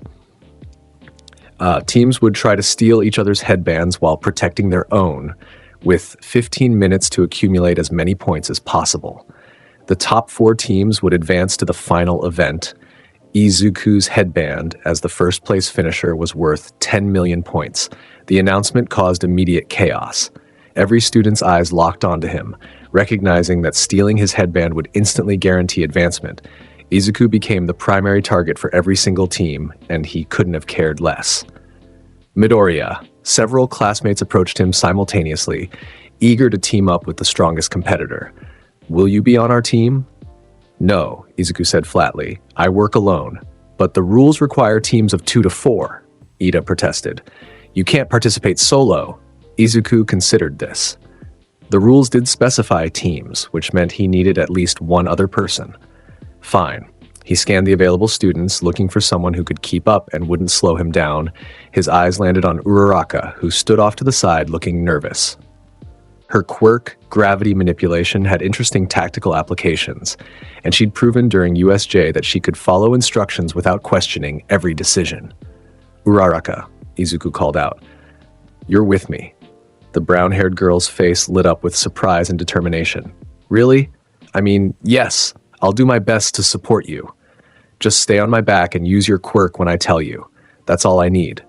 Other students scrambled to form their own teams. Todoroki recruited Yaoyorozu, Ida, and Kaminari, a balanced team with strong quirks. Bakugo grabbed Kirishima, Mina, and Sero, an aggressive team built for offense. Monoma from Class 1B assembled a team specifically designed to counter Class 1A strategies. The 15 minutes began. Immediately, every team charged Izuku and Uraraka. The entire field became a mass of students desperate to claim the 10 million point headband. Quirks activated in a chaotic blend. Ice walls, explosions, acid, hardening, tape, and dozens of others all aimed at the duo standing calmly at the center. Izuku's matoi erupted around them. The spiraling flame construct acted as both offense and defense, intercepting incoming attacks and forcing teams to keep their distance.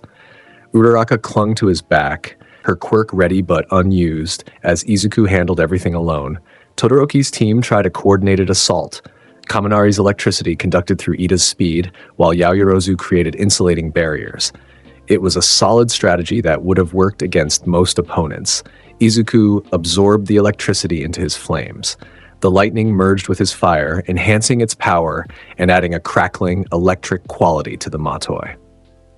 He redirected the enhanced flames at Todoroki's team, forcing them back. Yaoyorozu created a shield to block, but the combined heat and electrical energy warped the metal.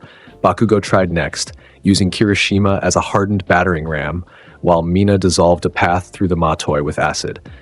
It was creative, aggressive, and ultimately insufficient.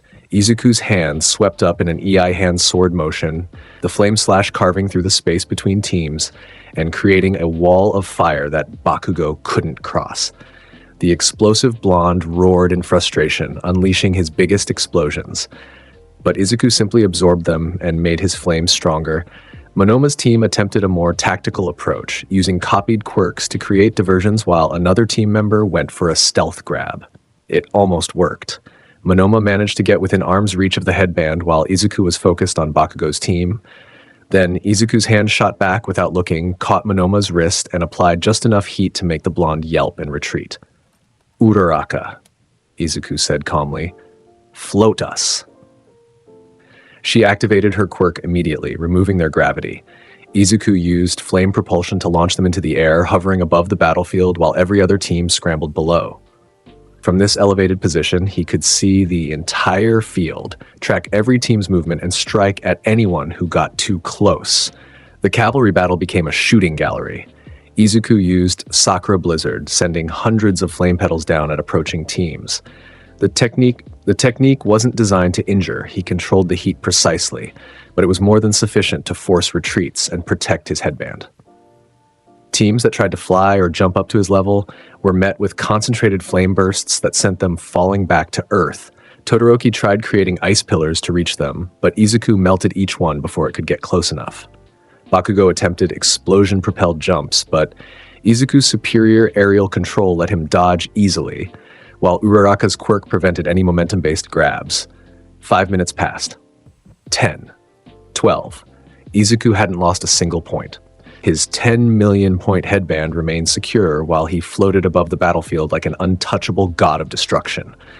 Other teams had given up trying to steal from him and instead focused on taking headbands from each other, recognizing that Izuku was simply beyond their reach.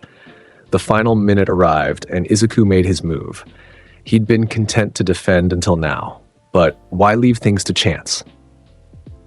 His hands moved through rapid mudras as he gathered power, flames coalescing around him in preparation for a decisive strike. Gekka! The Sakura Blizzard technique exploded outward in its full form, hundreds of flame petals swirling through the air in beautiful, deadly patterns. The petals targeted every team simultaneously, not to steal headbands, but to create absolute chaos that would scatter the competition. In the confusion, Izuku dropped from the sky like a meteor, flames propelling him downward with tremendous force. He snatched headbands from 3 different teams in one smooth motion, Todoroki's, Bakugo's, and Monoma's, before launching back into the air. The buzzer sounded. "Time's up!" Midnight's voice cut through the chaos. Students froze, checking their remaining headbands and counting points. Izuku landed calmly, Uraraka still on his back, holding 4 headbands worth a combined total of over 12 million points. No other team came close. The second-place team had maybe 300,000 points from scavenging among other competitors. The stadium was silent for a moment, then exploded into noise. Half the crowd cheered the absolute dominance they'd witnessed. The other half booed the unfair display of power. Izuku didn't care about either reaction. Present Mike's announcement confirmed what everyone already knew. First place by an absolutely ridiculous margin. Team Midoriya. Second through 4th places go to Team Todoroki, Team Bakugo, and Team Shinso. The top 16 students were determined. After a brief lunch break, they'd proceed to the final event one-on-one tournament fights broadcast to the entire nation. This was what Izuku had been waiting for. The tournament bracket was revealed during the break. Izuku studied it with mild interest, noting his potential opponents. First round would be against Shinso, the purple-haired kid with some kind of mental quirk. Easy. Potentially a Bakugo in the semifinals if the blonde could win his earlier matches, and Todoroki in the finals, assuming he made it that far. Todoroki approached him again during the break, his expression serious. "Midoriya, I'm going to win this tournament without using my father's fire. I'll beat you with ice alone." Izuku looked at him, really looked, and saw the desperation underneath the determination. Todoroki's entire identity wrapped up in rejecting half his power, in defying his father through self-imposed limitations. It was almost sad. "You'll lose," Izuku said bluntly. "Handicapping yourself against me is suicide. Use your full power or don't bother showing up. I don't need his fire to beat you." Then you don't deserve to face me. Izuku's tone was flat, final. I don't fight people who aren't giving their all. If you step into that ring holding back, I'll end it in seconds and make you regret wasting my time. He walked away, leaving Todoroki staring after him with conflicted emotions. The tournament began with matchups that Izuku barely paid attention to. Uraraka fought admirably against Bakugo, but ultimately lost to his overwhelming aggression. Tokoyami's Dark Shadow proved effective against Yaoyorozu. Ida's speed carried him past his opponent. Then came Izuku's first match. Shinso stood across from him in the arena, his tired eyes assessing. Midoriya, everyone says you're the strongest, that nobody can beat you, but my quirk doesn't care about strength. Is that supposed to intimidate me? Izuku asked. Answer me this. Do you really think you're better than everyone else? Izuku felt something try to latch onto his mind the moment he opened his mouth to respond. A foreign presence attempting to invade his thoughts to take control. Shinso's quirk, brainwashing, presumably, triggered by verbal response. It failed. Izuku's willpower, honed through years of combat and absolute confidence in himself, simply rejected the intrusion. It was like trying to control a raging inferno with a wet paper towel. The attempt was immediately consumed and burned away. Shinso's eyes widened in shock. How? Izuku didn't bother explaining. Flames erupted around his hand, condensing into a blade-like shape. He moved forward in a blur, closing the distance before Shinso could react, and placed the flame blade against the purple-haired boy's throat. Yield, Izuku said simply. Midnight, overseeing the match as referee, immediately called it. Shinso yields! Winner! Midoriya! The crowd barely had time to react before it was over. 7 seconds total. The fastest match in sports festival history. Subsequent matches continued, but Izuku had stopped paying attention. His focus was already on the later rounds, on the opponents who might actually make him try. Bakugo won his next match against Kirishima through overwhelming aggression, explosions breaking through the redhead's hardening until he couldn't continue. Todoroki dominated his opponent with massive ice constructs, still refusing to use his fire side. Ida's speed carried him to victory. The semifinals arrived. Izuku versus Bakugo. The rematch everyone had been waiting for since the blonde's humiliation years ago. Bakugo entered the arena radiating barely controlled fury, his hands already crackling with explosions. This was his chance, broadcast to the entire nation, with pro heroes watching, with Endeavor and All Might in the stands, his chance to finally prove he wasn't beneath Izuku Midoriya. I've been waiting for this, Bakugo snarled as they faced each other. No more holding back, no more excuses. I'm going to fucking destroy you and show everyone that I'm the best. Izuku's expression didn't change. You've gotten stronger since our last fight. Your control is better, your output increased. You've been training hard. For a moment, something like gratitude flickered across Bakugo's face at the acknowledgement. Then, Izuku continued, but you're still not strong enough. You're still not worth my full effort, and deep down, you know it. The gratitude vanished, replaced by incandescent rage. Start! Bakugo exploded forward, literally, his quirk propelling him across the arena with tremendous speed. His opening assault was a massive explosion aimed directly at Izuku's face. No holding back, no strategy, just pure aggressive power. Izuku's hand swept up, and his matoi erupted around him. The spiraling flame construct caught Bakugo's explosion and absorbed it, the blast's energy feeding into Izuku's power. Bakugo's eyes went wide as he recognized what had just happened, his own attack making his opponent stronger.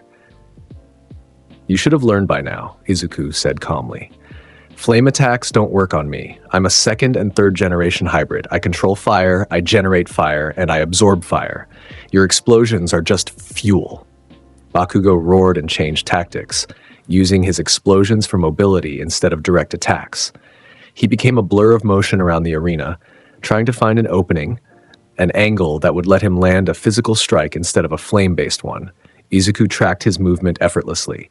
When Bakugo finally committed to an attack, a spinning kick enhanced with explosive propulsion, Izuku caught his leg mid-strike. Rapid. His free hand became a blur, striking Bakugo multiple times in quick succession. Each hit was precisely controlled, hard enough to hurt, to overwhelm, to demonstrate the gap between them, but not hard enough to cause permanent damage. Palm thrust to the solar plexus, elbow to the shoulder, knee to the thigh. Flame burst to the chest that sent Bakugo flying backward. The blonde hit the ground hard, rolled, and came up spitting blood. His costume was scorched, his breathing labored, but his eyes, those red eyes burned with determination that refused to quit. "I'm not done." Bakugo launched himself forward again, throwing everything he had into one final assault. Explosions combined in rapid succession, creating a sustained blast that filled the arena with light and sound and fury. Izuku walked through it. The Matoi spun around him, absorbing every explosion, growing larger and more intense with each absorbed blast. When he reached Bakugo, the blonde was already exhausted, his quirk output dropping from overuse, sweat pouring down his face. Izuku's hand came up in the familiar motion of Ei handsword. A flame blade condensed in his palm, and he placed it against Bakugo's throat, not cutting, not burning, just resting there with obvious lethal potential. "Yield," Izuku said for the second time that day. Bakugo's entire body trembled.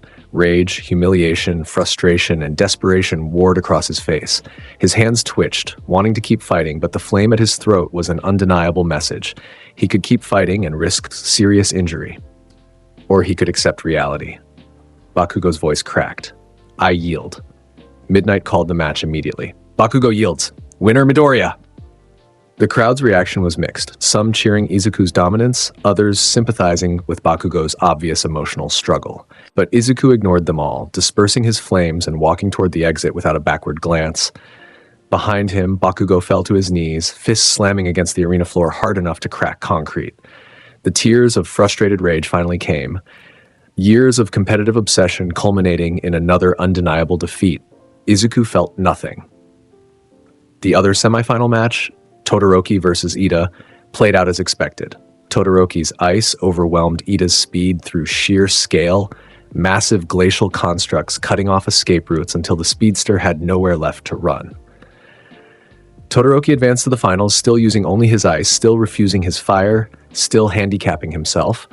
The final match was delayed 30 minutes for arena repairs. Bakugo's explosions and Todoroki's ice had done considerable damage during their respective fights. Izuku used the time to stretch and prepare mentally, though he didn't need it physically. His power reserves were still nearly full. Neither Shinso nor Bakugo had pushed him hard enough to require serious effort. Todoroki approached him one final time before they were called to the arena. "Midoriya," he said quietly, "I know what you said earlier about using my full power, but I can't. I won't give him the satisfaction of seeing me use his quirk." "Then forfeit now and save us both time," Izuku replied flatly. "I can't do that either. I have to prove I can win without it." "To who? Your father? Yourself? Or the audience?" Izuku's eyes locked onto Todoroki's. "You're not fighting me. You're fighting your trauma, and that means you've already lost."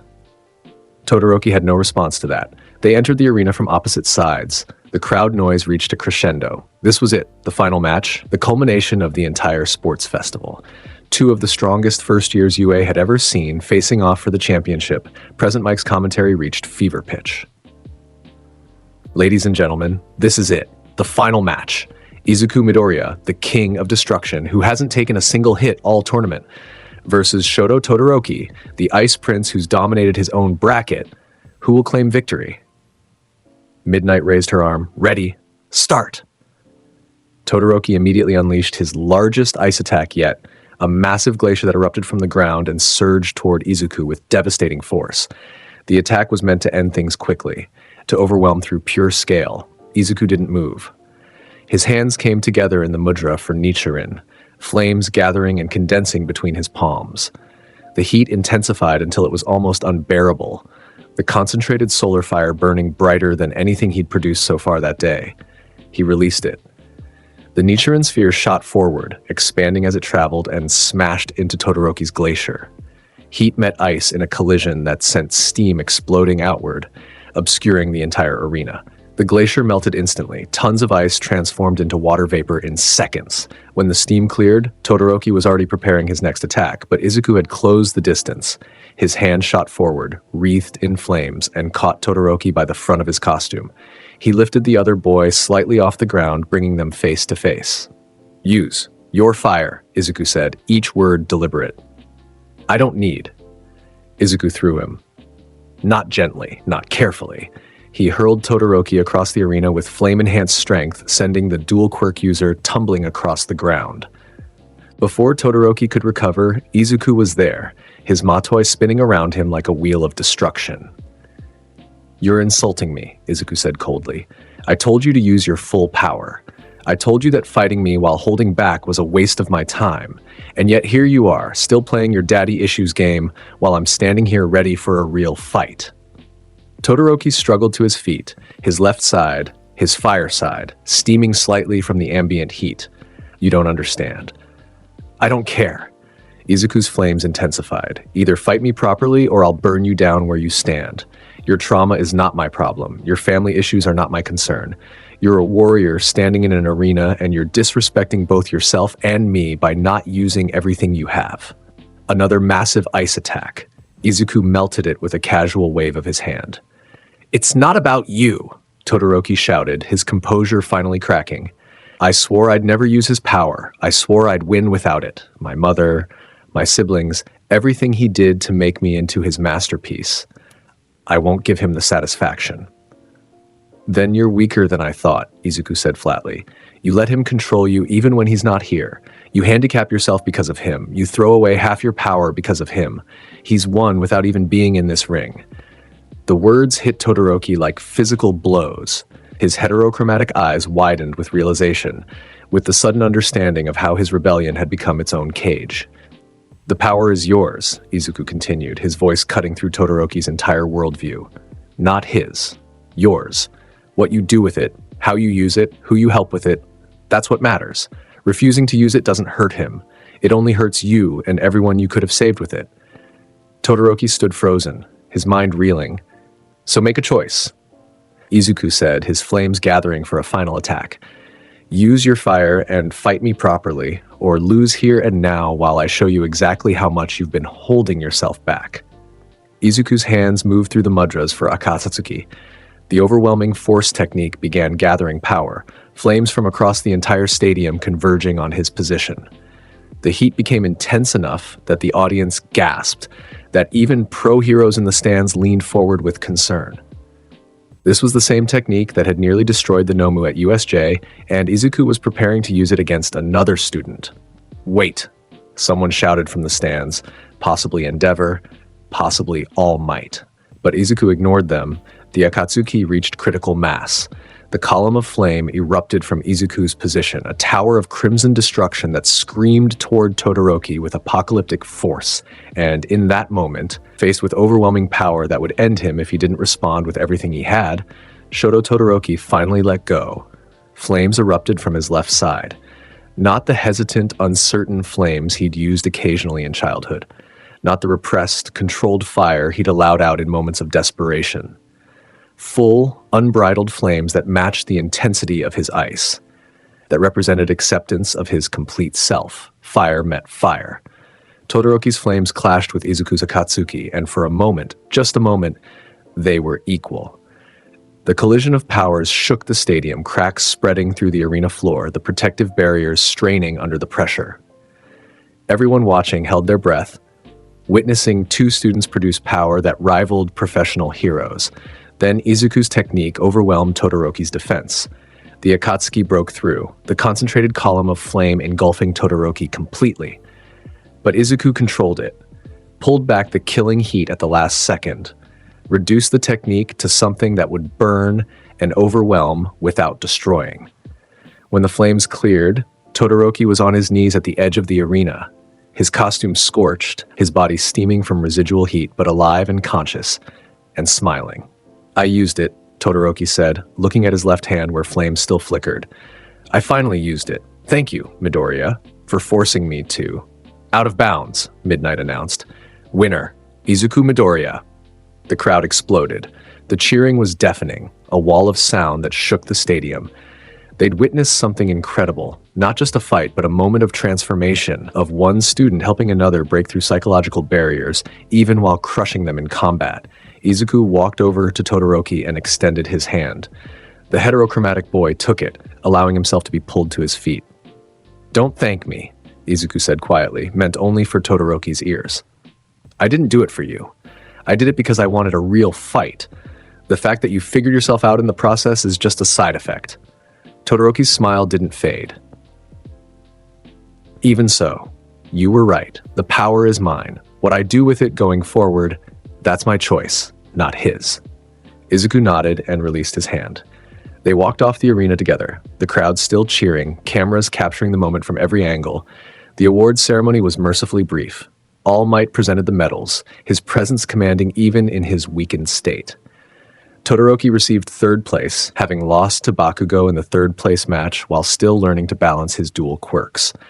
Bakugo took second, his face a mask of barely controlled frustration at being so close, yet still falling short, and Izuku stood at the top of the podium, the gold medal heavy around his neck, having never lost a single round.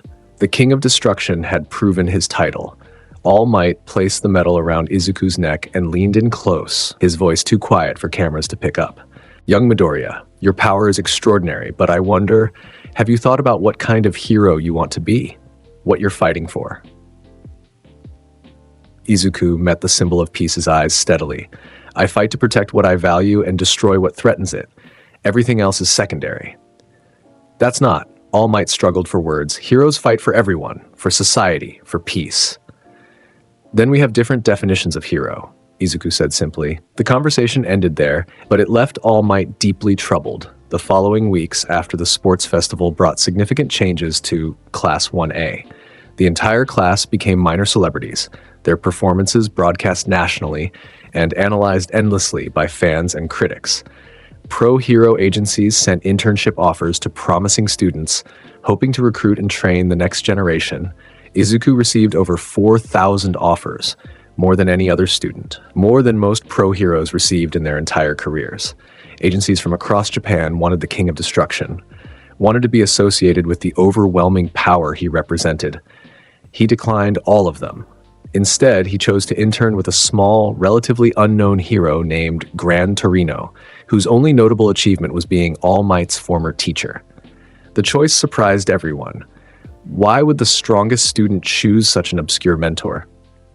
Because Izuku recognized that Gran Torino's speed-based fighting style would complement his own techniques. The old man's reputation for brutal training and no-nonsense attitude suggested he wouldn't waste time on philosophical debates or trying to change Izuku's fundamental nature. The internship began with Gran Torino testing Izuku's capabilities by attacking him at random intervals over 3 days. The old man's speed was impressive, genuine threat-level velocity that required Izuku to actually pay attention. But speed wasn't everything. On the 4th day, when Gran Torino launched another surprise attack, Izuku caught him mid-movement. His hand shot out and grabbed the old man's ankle as he flew past, flames erupting to anchor them both in place. You're fast, Izuku acknowledged. Faster than anyone I've fought, but you're predictable. Your attack patterns repeat, and speed doesn't matter if your opponent can predict where you'll be. Gran Torino, hanging upside down from Izuku's grip, started laughing. Good. You've got the analytical mindset. Now let's see if you can apply it in real combat. The training intensified. Gran Torino taught Izuku advanced combat theory, how to read opponents' micro-expressions and body language, how to predict attacks before they happened. In return, Izuku demonstrated techniques that made the old hero whistle in appreciation. Where did you learn to fight like this? Gran Torino asked after watching Izuku execute a perfect EI hand sword. This isn't normal hero training. This is martial arts combined with quirk application at a level I've never seen from a student. It's instinctive, Izuku said, which was true. His combat style, his techniques, his entire approach to fighting felt natural rather than learned, like muscle memory from a life he'd never lived but somehow remembered perfectly. The internship was cut short on its 5th day when an alert came through Gran Torino's communication system. Multiple Nomis attacking the city of Hosu. All available heroes required for immediate response. Gran Torino's face went grim. Looks like your internship just became real hero work, kid. You ready for this? Izuku's flames flickered to life around his hands. Always. They arrived in Hosu to find chaos. Multiple Nomu, creatures like the one from USJ but weaker, less refined, rampaging through the streets. Pro-heroes engaged them while trying to protect civilians and minimize collateral damage. Buildings burned, cars were overturned, people screamed in terror, and somewhere in the chaos, Izuku felt it, that same presence from USJ. Shigaraki's distinctive aura of decay and madness. He was here, orchestrating this attack, using it as cover for something else. Gran Torino, Izuku called out. I'm detecting the USJ villains. They're here somewhere. Focus on the Nomu first. Gran Torino shouted back, already engaging one of the creatures. We can hunt villains after civilians are safe. Izuku split off, his body becoming a blur of flame-enhanced movement as he engaged the nearest Nomu. These weren't as strong as the one from USJ. They lacked the multiple quirks, the absurd durability, the intelligent combat adaptation. But they were still dangerous, still required serious effort to put down. His matoi erupted around him as he crashed into the first Nomu, the spiraling flames burning through its regeneration faster than it could heal. He followed with rapid, his hands becoming blurs as he struck vital points in quick succession. The creature's exposed brain proved to be its weak point. Concentrate enough force there and even regeneration couldn't save it. The Nomu collapsed. Izuku moved to the next one without hesitation. Around him, other heroes fought their own battles. Endeavor's flames filled an entire street as he incinerated two Nomu simultaneously. Edgeshot used his thread-like body to dismember another. Manual protected civilians, while Best Jeanist used his fiber control to restrain a Nomu long enough for other heroes to destroy it. But Izuku's attention was divided. Part of his mind focused on combat, while the rest searched for Shigaraki, for any sign of the hand-covered villain who'd orchestrated this chaos. He found something else instead. In a side alley, three figures fought desperately against a single opponent. Ida, his engines damaged and smoking.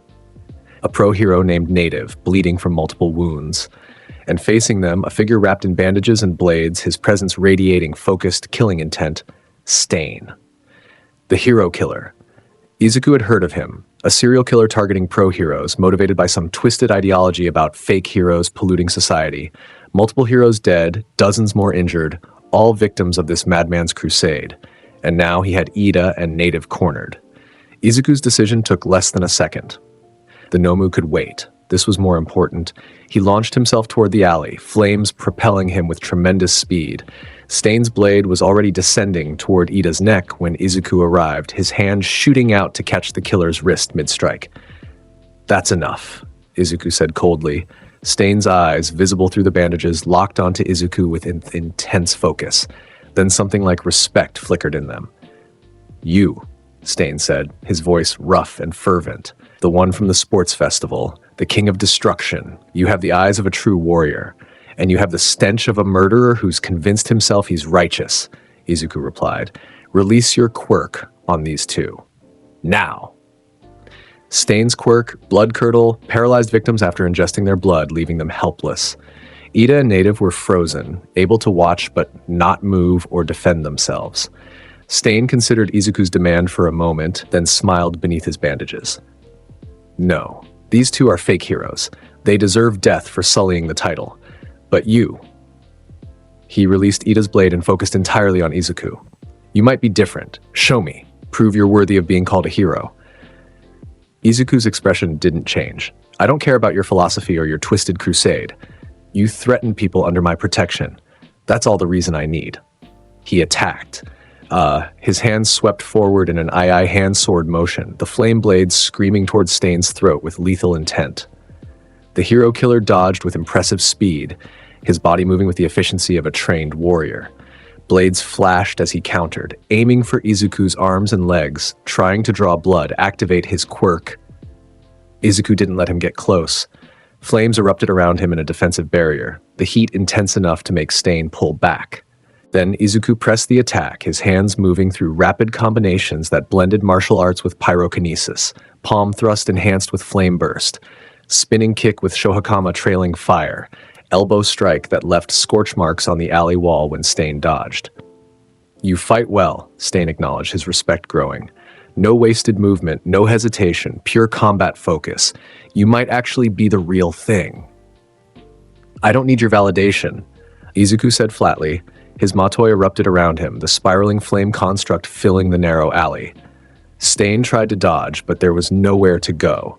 The technique was designed for exactly this kind of confined space. The flames caught him, burning through his bandages and searing his skin. But Stain was tougher than expected. He pushed through the pain, his blades flashing, and managed to draw a thin line of blood across Izuku's arm. Immediately, Izuku felt Stain's quirk try to activate. The paralysis attempted to lock his muscles to freeze him in place like it had Ida and Native. It failed. Just like Shinso's brainwashing, Stain's paralysis couldn't overcome Izuku's sheer willpower and the unique nature of his power. His flames burned through the quirk's effect, literally incinerating the paralysis before it could take hold. Stain's eyes widened. Impossible. My quirk has never. Izuku's hand shot forward and grabbed Stain by the throat, lifting the hero killer off the ground. Flames erupted around his fingers, burning into Stain's neck.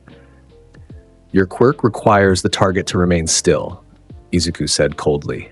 But I'm never still. My flames, my power, my will, they're constantly in motion. Your paralysis can't freeze what never stops moving. He could end it right now. One surge of heat and Stain would die. The hero killer would be eliminated. His crusade ended, justice served. But Ida's voice stopped him. Midoriya, don't. The words were strained, Ida fighting against the paralysis with everything he had. Don't. Kill him. That's not what heroes do. Izuku looked at Ida, really looked, and saw genuine conviction in those eyes. Not weakness, not naivety, actual belief that there was a better way. He murdered heroes, Izuku said flatly. He was about to murder you. Why should I show him mercy? Because we're not executioners, we're heroes. We capture, we judge, we don't kill. Even when killing would prevent future deaths, even when mercy might let him escape and murder again, Ida's eyes met his steadily. Even then, that's what separates us from villains. Izuku considered this. His flames burned hotter around Stain's throat, the hero killer gasping for air. It would be so easy, so quick. One more death to add to the 9 from USJ, one more villain who'd never threaten anyone again. But Ida's conviction reminded him of something. Of a standard he'd seen in All Might's eyes, in Aizawa's teaching, in Yuei's entire philosophy. A line that heroes didn't cross, not because they couldn't, but because crossing it would make them something other than heroes. Izuku released Stain. The hero killer collapsed to the ground, coughing and gasping, burns covering his throat.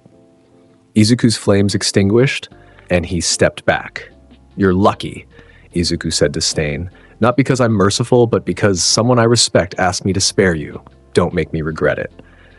Pro-heroes arrived moments later, drawn by the flames and combat sounds. They found Stain defeated, Ida and Native recovering from paralysis, and Izuku standing calmly amid scorch marks and destruction. Endeavor himself showed up, flames still burning around his body. What happened here?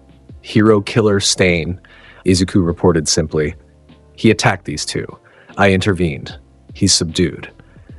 Endeavor's eyes narrowed, taking in the scene. The burns on Stain's body, the flame's distinctive patterns, Izuku's complete composure. Did you kill him?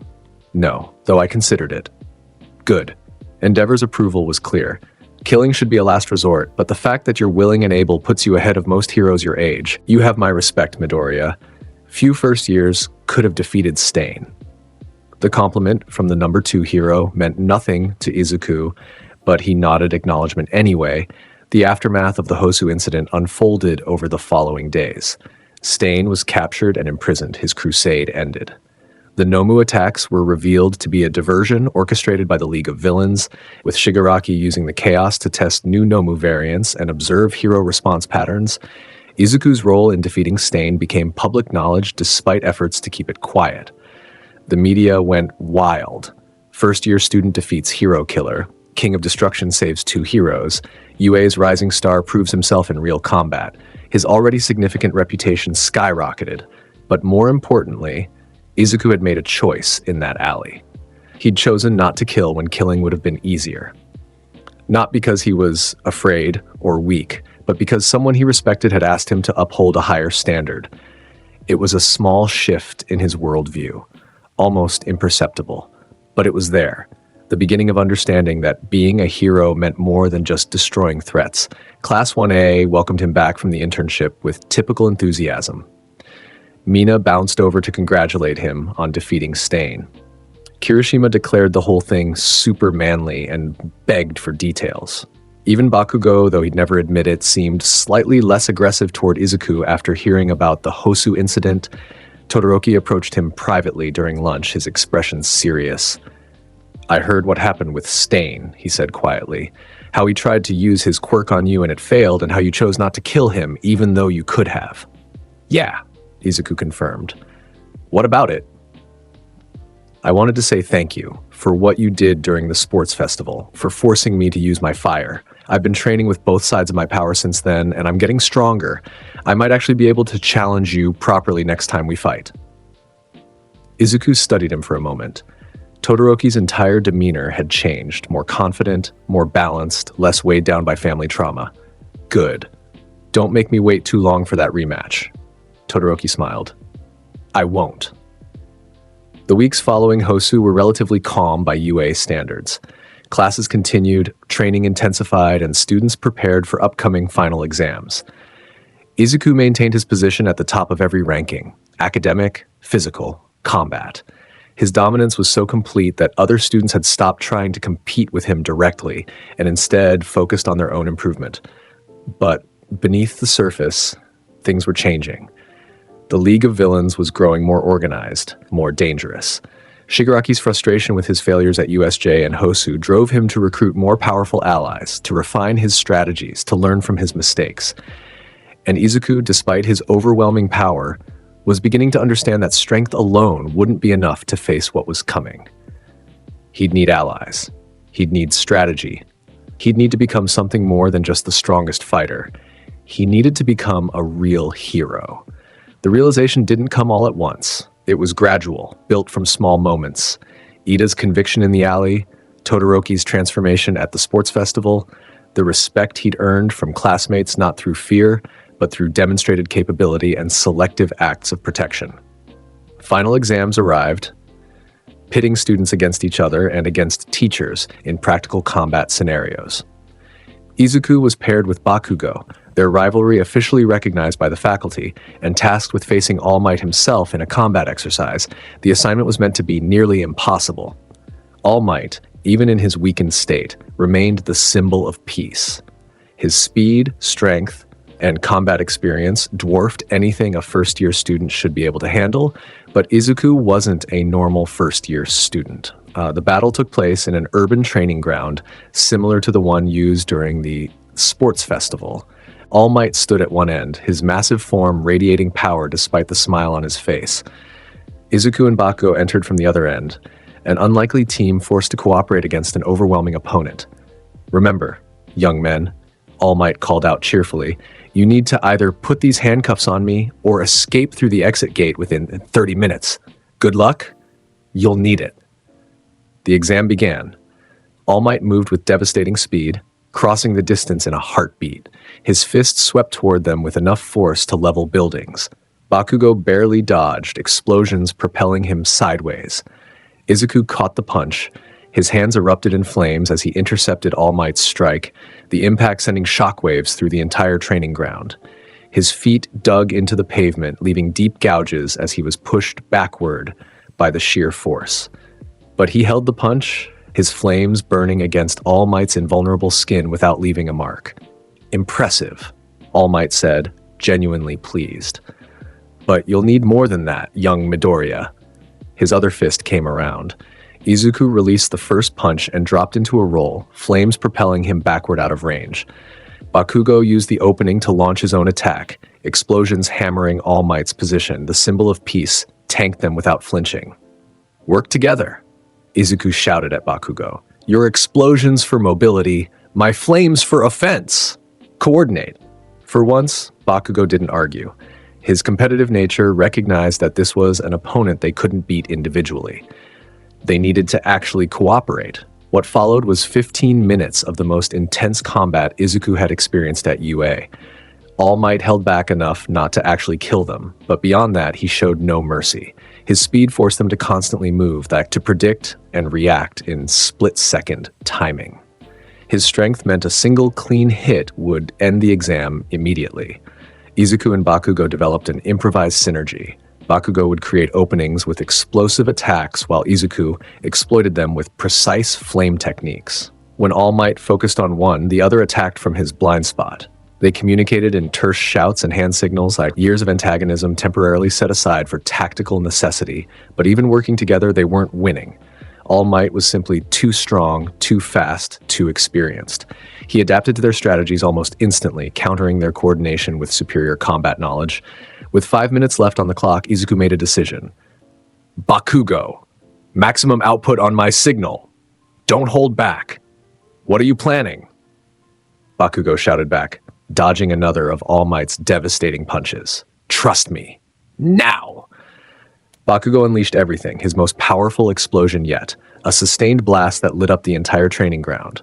The light and force were blinding, overwhelming, impossible to see through. And in that moment of visual chaos, Izuku executed his real plan. His Mato erupted around him, but instead of using it for offense, he used it for concealment.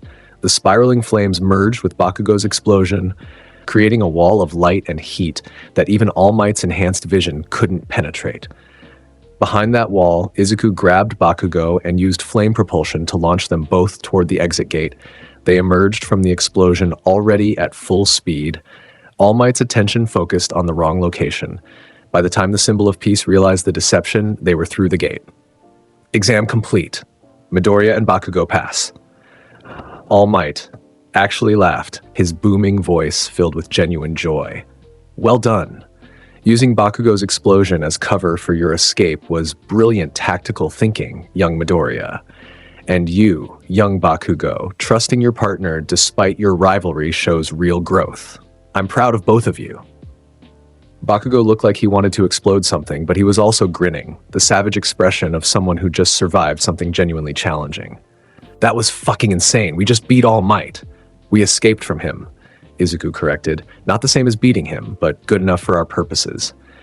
The final exam results placed Izuku at the top once again, with Todoroki second and Yaoyorozu third. Class 1A had performed well overall, with only Sero failing his exam against Midnight. Summer camp was announced as a reward, an intensive training session in the mountains where students would push their quirks to new limits under harsh conditions.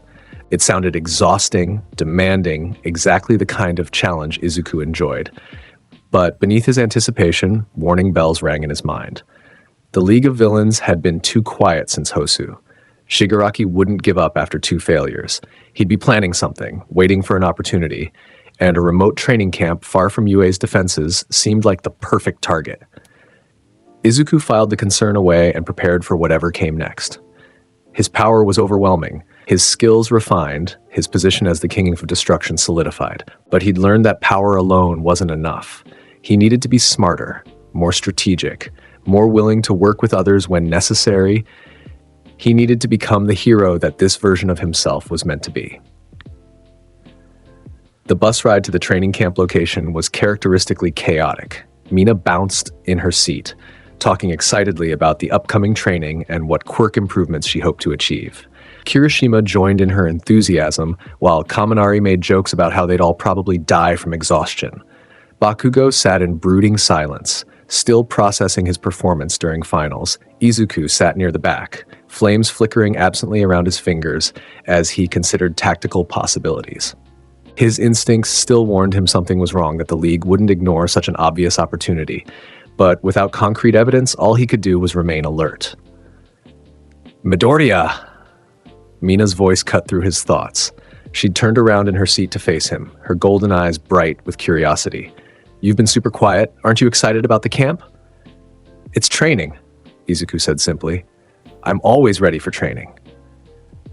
But it's going to be intense. They said we'd be pushing our quirks to absolute limits. Don't you think that's cool? I push my quirk to its limits every day. This won't be different. Mina pouted at his blunt response, but there was something in her expression, admiration mixed with frustration at his complete confidence. She'd been acting differently around him since the sports festival, more forward in her attempts at conversation, finding excuses to be near him during training. Izuku had noticed but hadn't commented. Mina was capable, her acid quirk versatile, and her physical abilities well developed. She'd proven herself during various exercises, and unlike some classmates, she didn't annoy him with constant chatter or pointless questions. Her directness matched his own, which he could respect. "You know," Mina continued, undeterred, "sometimes I wonder what goes on in your head. You're always so focused, so intense. Don't you ever just relax?" "Relaxing gets you killed when villains attack," Izuku replied. "USJ proved that. Hosu proved that. We're training to be heroes, not to have fun. But we can do both. Being a hero doesn't mean you can't enjoy yourself." She leaned closer, her voice dropping slightly. "I've been meaning to ask, that technique you used to save me during the entrance exam, the one with the crescent flame slash, what was that called?" Izuku's eyes focused on her properly for the first time in the conversation, so she remembered that. Most people focused on the zero-pointer destruction, but she'd paid attention to the specific technique he'd used. "Crimson Moon," he said. "Benitsuki, a concentrated flame slash shaped like a crescent, good for precision cutting." "It was beautiful," Mina said softly, "the way the flame moved, the precision, the power behind it. I've never seen anything like it."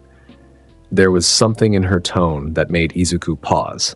Not just admiration for the technique, something more personal. He studied her face, noting the slight flush in her cheeks that had nothing to do with embarrassment. "It's just a technique," he said carefully. "Nothing special." "Maybe not to you," Mina replied, her usual cheerfulness returning. "But to the person whose life it saved, it was pretty special." Before Izuku could respond, Uraraka appeared from the front of the bus, making her way back toward them. Her expression was determinedly casual, but Izuku noticed the slight tension in her shoulders. "Mind if I join you guys?" she asked, sliding into the seat next to Izuku without waiting for an answer. "It's getting crowded up front." Mina's smile tightened fractionally. "Sure, we were just talking about Midoriya's techniques. Did you know he calls that crescent flame thing Crimson Moon? Isn't that cool?" "I heard about it," Uraraka said, her own smile equally strained. "Midoriya's techniques are all impressive, especially during the cavalry battle when he lifted us into the air. That was amazing teamwork." "Speaking of which," Mina interjected, "how did it feel to be partnered with the strongest person in our class? Must have been exciting." "It was an honor," Uraraka replied, her voice carrying an edge Izuku couldn't quite identify. "Working with someone so capable and confident is inspiring." Izuku felt distinctly uncomfortable as the two girls engaged in what appeared to be a friendly conversation, but carried undertones he didn't fully understand.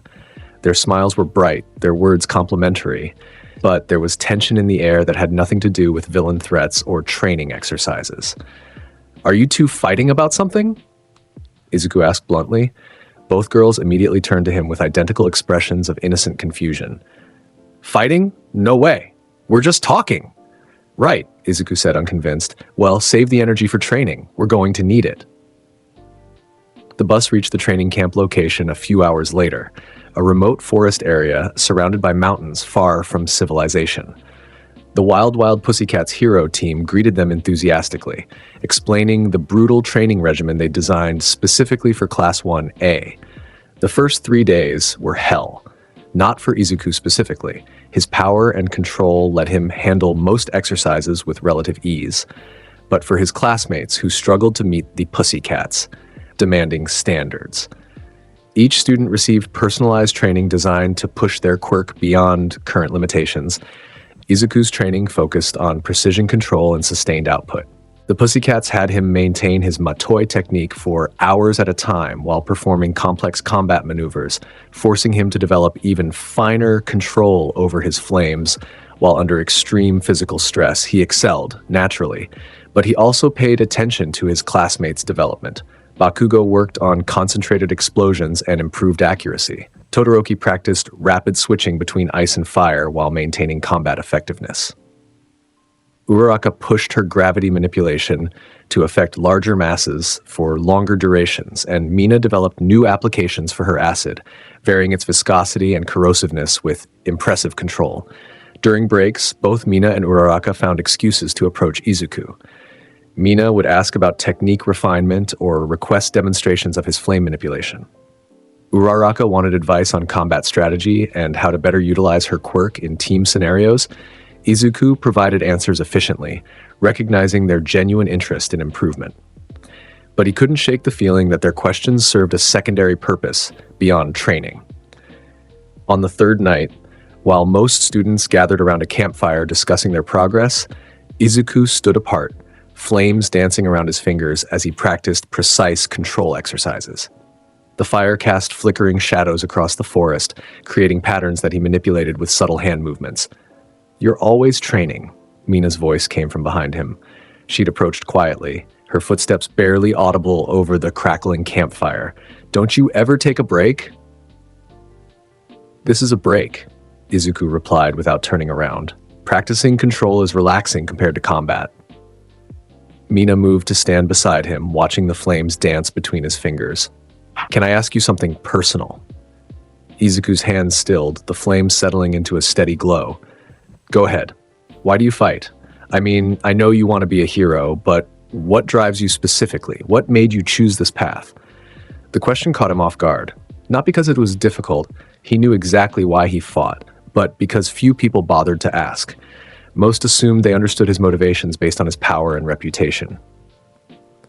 "I fight to protect what I value," Izuku said after a moment, "and to destroy what threatens it. Everything else is secondary." "That's it? Just protecting and destroying?" "That's everything." His flames intensified slightly. "Heroes exist to stand between civilians and threats, to eliminate those threats before they can harm innocents. The philosophy, the rankings, the fame, none of that matters compared to the fundamental purpose." Mina was quiet for a moment, processing his words. "That's actually kind of beautiful, in a very you sort of way." "It's practical," Izuku corrected. "It's both." She smiled at him, the firelight reflecting in her golden eyes. "You know, when you saved me during the entrance exam, I was terrified that giant villain was going to crush me, and I'd frozen up completely. Then you appeared, and that beautiful crescent flame cut through everything like it was nothing. You didn't hesitate, didn't showboat, just handled it and moved on."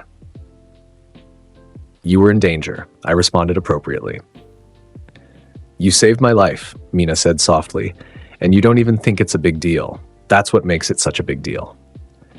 Before Izuku could respond, Uraraka's voice called out from the campfire. "Midoriya, can you help settle an argument? Kirishima and Kaminari are debating combat strategies, and we need someone with actual tactical knowledge." Izuku glanced at Mina, who waved him off with a smile that didn't quite reach her eyes. "Go ahead, we can talk more later." He walked back to the campfire, leaving Mina standing in the darkness, her expression thoughtful and conflicted. The fourth day of training began like the previous ones. Early morning wake-up, brutal exercises designed to push quirks beyond comfortable limits, minimal breaks for meals and rest. But Izuku's warning instincts had grown stronger overnight, that persistent feeling that something was wrong intensifying with each passing hour. He mentioned it to Aizawa during a brief moment between exercises. "My instincts are telling me something's coming," Izuku said bluntly. "Probably the League. This location is too vulnerable, too isolated, perfect target." Aizawa's eyes narrowed. "We have security measures in place. The Pussycats are experienced pros, and I'm here. Plus, the League hasn't shown activity since Hosu." "That's what worries me. They're planning something bigger." "I'll increase vigilance," Aizawa promised. "But don't let paranoia interfere with training. You're here to improve, not stand guard." Izuku wasn't satisfied with that answer, but he recognized Aizawa's point. He returned to his exercises, though his awareness remained heightened, flames ready to erupt at the first sign of threat.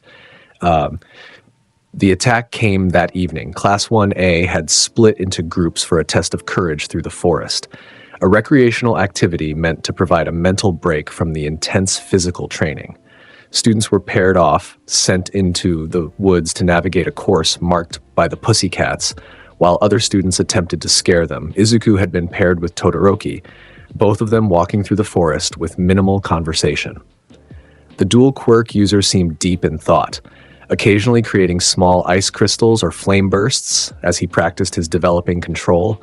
Then the smoke appeared. Thick, toxic purple smoke that rolled through the forest like a living thing, obscuring vision and making breathing difficult. Izuku's flames flared immediately, burning away the smoke in his immediate vicinity and creating a clear zone around himself and Todoroki.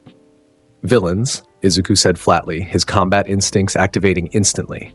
League of Villains, they're here. Todoroki's ice erupted around them, creating defensive barriers while his fireside activated to supplement Izuku's smoke-clearing efforts. How many? Unknown. But this smoke means they're separating us, isolating targets.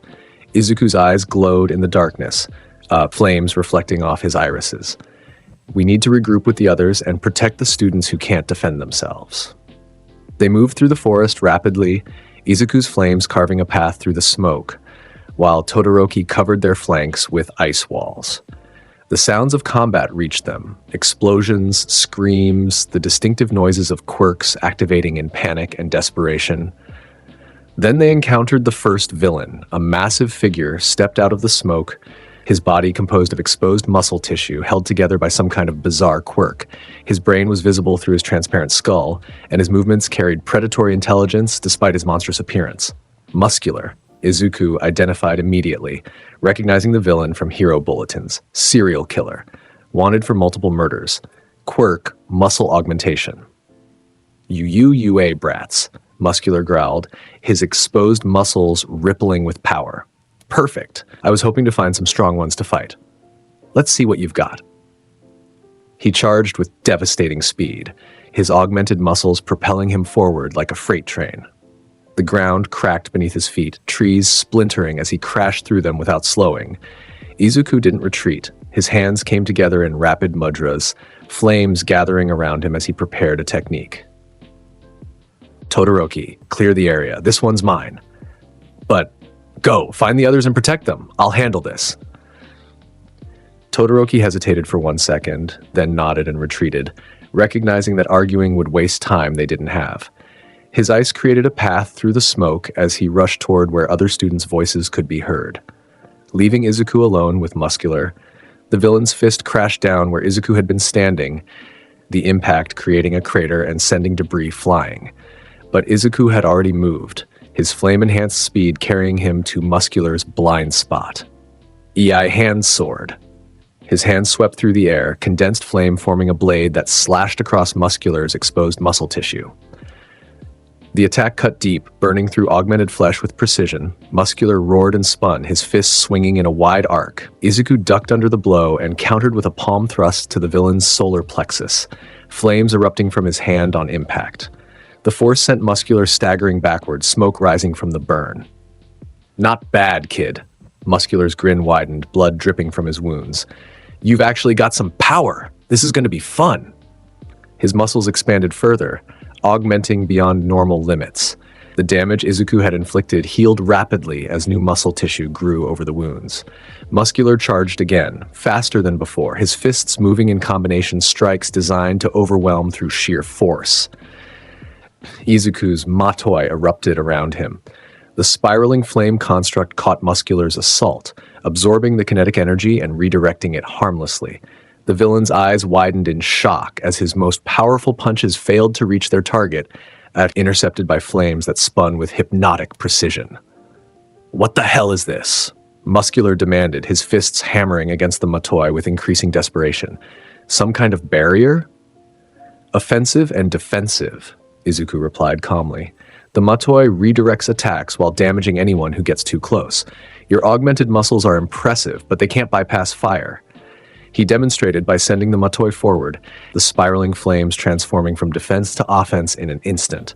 The construct slammed into Muscular like a battering ram, the intense heat burning through his muscle tissue faster than he could regenerate.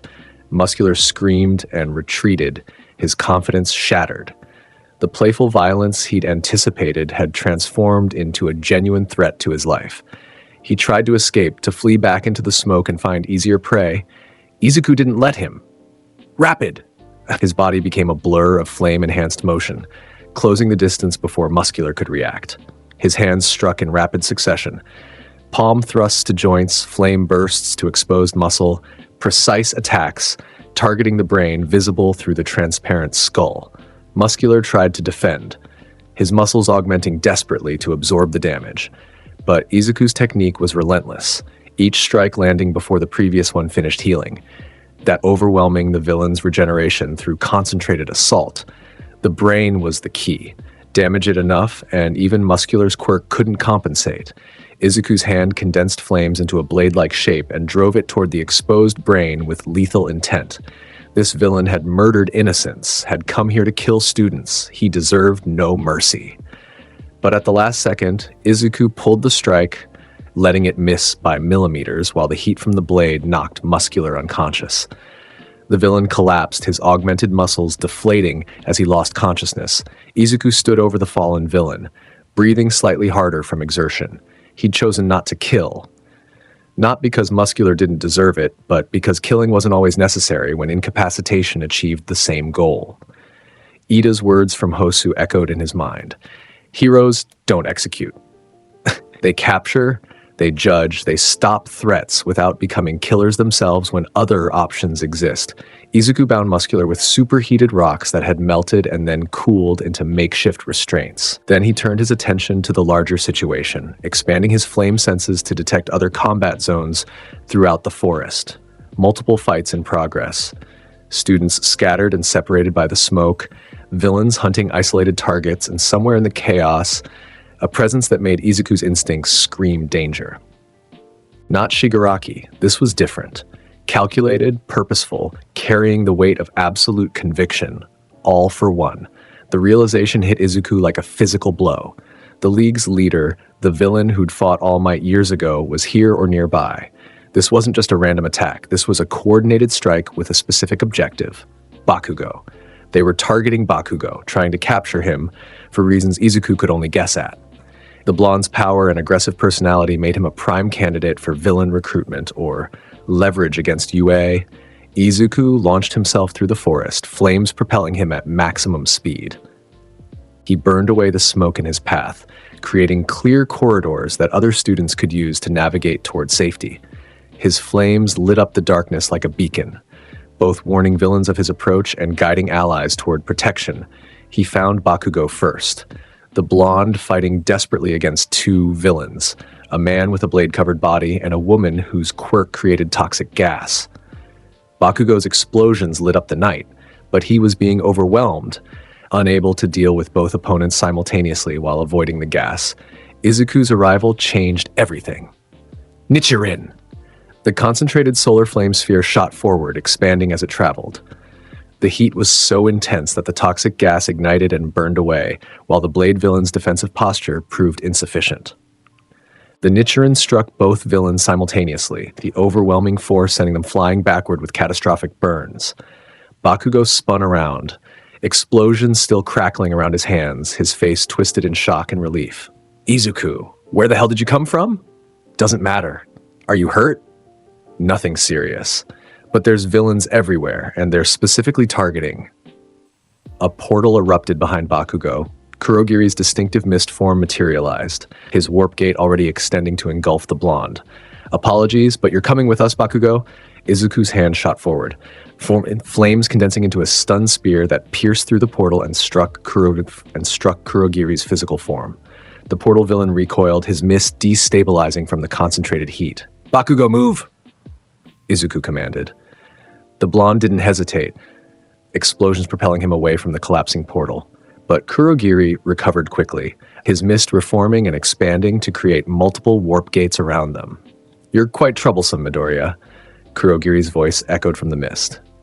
Your flames disrupt my quirk stability, making precise warping difficult, but I have other methods. Villains poured through the portals, a coordinated assault designed to overwhelm through numbers. At least a dozen combatants, their quirks ranging from elemental manipulation to physical enhancement, all converging on Bakugo's position simultaneously. Izuku's response was immediate and absolute. Akatsuki! The overwhelming force technique detonated with apocalyptic fury. A column of crimson flame erupted from his position, engulfing every villain in the immediate area. The sheer power of it lit up the entire forest, turning night into day for several seconds. When the flames cleared, the villains were unconscious or fleeing, their ambush shattered by overwhelming force. Only Kurogiri remained, his mist form resilient enough to survive by dispersing and reforming at a distance. Impressive, Kurogiri acknowledged. But futile. We will capture Bakugo, if not tonight, then soon. The League's objectives will be achieved. Try it and I'll burn Shigaraki to ash, Izuku replied coldly.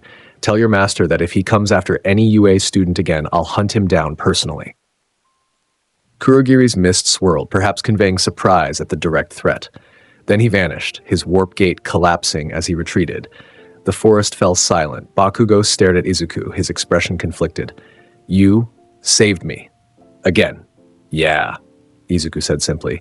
And you do the same for me if positions were reversed. That's what classmates do. Don't get soft on me, Bakugo growled, but there was no real heat in it. I could have handled it myself. Sure you could have, but you didn't need to. I was here. They moved through the forest together, finding other students and guiding them toward the main camp where Aizawa and the Pussycats had established a defensive perimeter. The villain attack had been repelled, though several students had sustained injuries requiring medical attention. Izuku found Mina near the camp's edge, her costume torn and acid burns on her arms from overusing her quirk. She'd been defending herself against two villains when Tokoyami's dark shadow had intervened, saving her but leaving her exhausted. Midoriya, she said when she saw him, relief evident in her voice. You're okay. I'm fine. Are you hurt? Just tired. Used my acid too much trying to keep them away. She looked at him seriously. I heard the explosion. That was you, wasn't it? That massive flame attack? Yeah, had to clear out multiple hostiles. Mina smiled despite her exhaustion. Of course you did. The King of Destruction doesn't do anything halfway. Uraraka approached from another direction, supported by Ida. She had minor injuries, but seemed more shaken than physically damaged. When she saw Izuku, something in her expression softened. Thank goodness you're safe, she said quietly. When the attack started, I was worried about everyone, but I should have known you'd be fine. I can handle myself, Izuku replied. Are you hurt? Nothing serious. Ida protected me when villains tried to corner us. The mood in the camp was somber. Students gathered together, seeking safety in numbers, while pro-heroes coordinated a response. The wild Pussycats had called for backup, and additional heroes were en route. But the damage was done. The League had proven they could strike anywhere, even at UA's supposedly secure training camp. Aizawa addressed the class once everyone was accounted for. The villain attack has been repelled for now, but we're evacuating immediately. Pack your belongings, move quickly, and stay in groups. Pro-heroes will escort us back to UA where security can be properly established. The evacuation proceeded efficiently, students too shaken to complain about the abrupt end to their training. Buses arrived within an hour, heroes forming a protective cordon while Class 1A boarded. Izuku sat near the back again, his mind analyzing the attack's implications. The League was growing bolder, more organized. Kurogiri's presence meant Shigaraki was directly involved, coordinating the assault. And the specific targeting of Bakugo suggested they had intelligence on Class 1A's students. This was escalating. The League wouldn't stop with one failed attack. They'd try again, probably soon and with even greater force.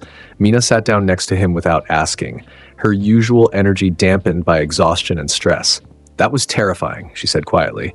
I've trained for villain attacks, done simulations, prepared mentally, but actually experiencing it, that's different. Fear is natural. Izuku replied, it keeps you alive if you don't let it paralyze you.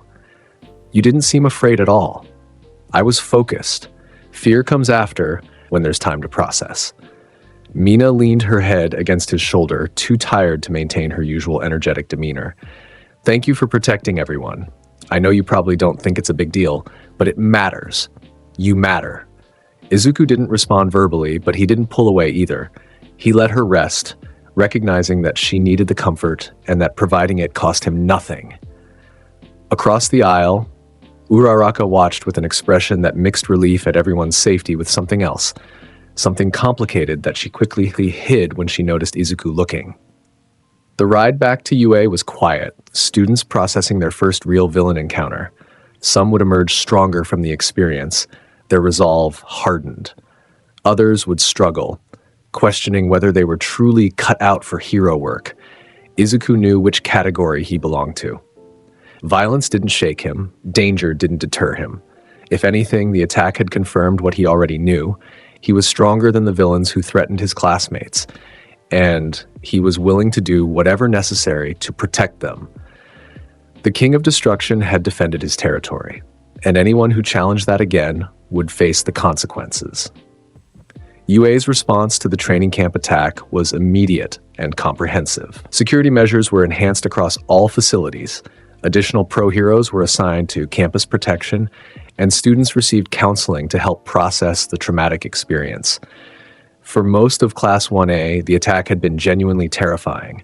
Their first encounter with villains who actually wanted to kill them, who wouldn't pull punches or adhere to training exercise rules. The psychological impact varied from student to student, with some handling it better than others. Izuku handled it perfectly because he'd never doubted his ability to survive and protect others. The attack had been dangerous, certainly, but not beyond his capabilities to manage. What he hadn't anticipated was the fallout regarding Bakugo. 3 days after returning to UA, the blonde disappeared. Not during another villain attack. This was different. Bakugo had been shopping in a crowded district when villains struck, using the chaos of a coordinated assault to isolate and capture him. Despite pro-hero intervention, despite police response, despite everything, the League of Villains had successfully kidnapped one of UA's students. The news erupted across Japan. UA's reputation took a massive hit, with critics questioning how the prestigious school could fail to protect its students twice in such a short time frame. The media demanded answers, pro-heroes launched investigations, and All Might himself was visibly shaken by the kidnapping. Class 1A gathered in the dormitories that evening, the mood grim. Bakugo's empty seat was a painful reminder of their failure to protect one of their own. "We have to do something," Kirishima said, his voice strained with emotion. "Bakugo's out there with those monsters, and we're just sitting here." "The pros are handling it," Ida replied, though he sounded uncertain. "We're students. This is beyond our capabilities." "Bullshit!" Kirishima slammed his fist on the table. "We're heroes in training. We can't just abandon him." The debate continued. Students divided between those who wanted to mount a rescue attempt and those who advocated waiting for pro-heroes to handle it. Arguments grew heated, emotions running high. Izuku listened to it all with growing irritation. They were wasting time arguing when action was required. "I'm going after him," Izuku announced, cutting through the debate. "Tonight. Anyone who wants to help can come. Anyone who doesn't can stay here and wait for the pros."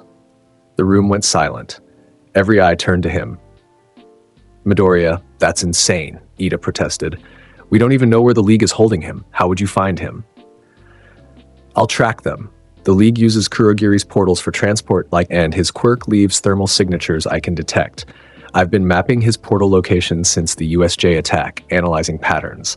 I know where their hideouts are likely to be." "That's still too dangerous. The League has multiple villains, possibly that Nomu creature again." "We can't." "I can," Izuku interrupted, "and I will. Bakugo's my classmate. I'm not leaving him with those monsters." Todoroki stood up. "I'm coming with you." He's our rival, our friend in his own abrasive way. I won't abandon him either." Kirishima immediately joined them. "Count me in. I'll harden up and smash through anyone who gets in our way." "This is reckless," Yaoyorozu said, but her voice wavered. "We could get expelled, or worse. But I can't just sit here either. I'll help. Someone needs to provide equipment and tactical support." Ida looked torn, his rigid adherence to rules conflicting with his desire to help a classmate. Finally, he stood as well. "If you're all going, then I'm coming too. Someone needs to make sure you don't get yourselves killed." Mina stepped forward, her golden eyes determined. "I'm going. Bakugo's annoying, but he's ours. And Midoriya, I trust you to get us through this." Uraraka joined her, though she avoided looking directly at Mina. "Me too. I can use my quirk to help with infiltration and escape. We'll need all the advantages we can get." Within minutes, a team had formed. 8 students willing to risk everything for a rescue mission. Izuku felt something unexpected. Pride. These weren't people who needed his strength to compensate for their weakness. These were warriors willing to fight for one of their own, regardless of personal risk. "We leave in 2 hours, Izuku said. "Wear dark clothing, bring any support equipment you have. This isn't a training exercise. If we encounter villains, we engage to eliminate or incapacitate. No holding back. No hesitation. Understood?" Everyone nodded, their expressions grim but determined. They slipped out of UA's dormitories after midnight, moving through shadows and avoiding security patrols. Yaoyorozu had created communication devices and basic equipment using her quirk. Izuku led them through the city, following thermal signatures and portal residue that only his enhanced flame senses could detect. The trail led to a warehouse district in an industrial area, abandoned buildings and empty lots perfect for villain hideouts. Izuku's flames flickered around his hands as he pinpointed the exact location. "There," he said quietly, indicating a large warehouse with barred windows. Multiple heat signatures inside, at least a dozen, maybe more. "Bakugo's there. I can sense his explosive quirk's thermal output." "How do we approach?" Todoroki asked. Direct assault or stealth infiltration? Izuku considered their options. Stealth would be safer but slower, and they had no guarantee the League wouldn't move Bakugo before they completed infiltration. Direct assault was risky but fast, preventing the villains from escaping with their hostage. "We create a diversion," Izuku decided. "Todoroki, you and Ida circle around to the back entrance. When I give the signal, breach and secure Bakugo. Kirishima, Yaoyorozu, Uraraka, you're with them. Mina, you're with me.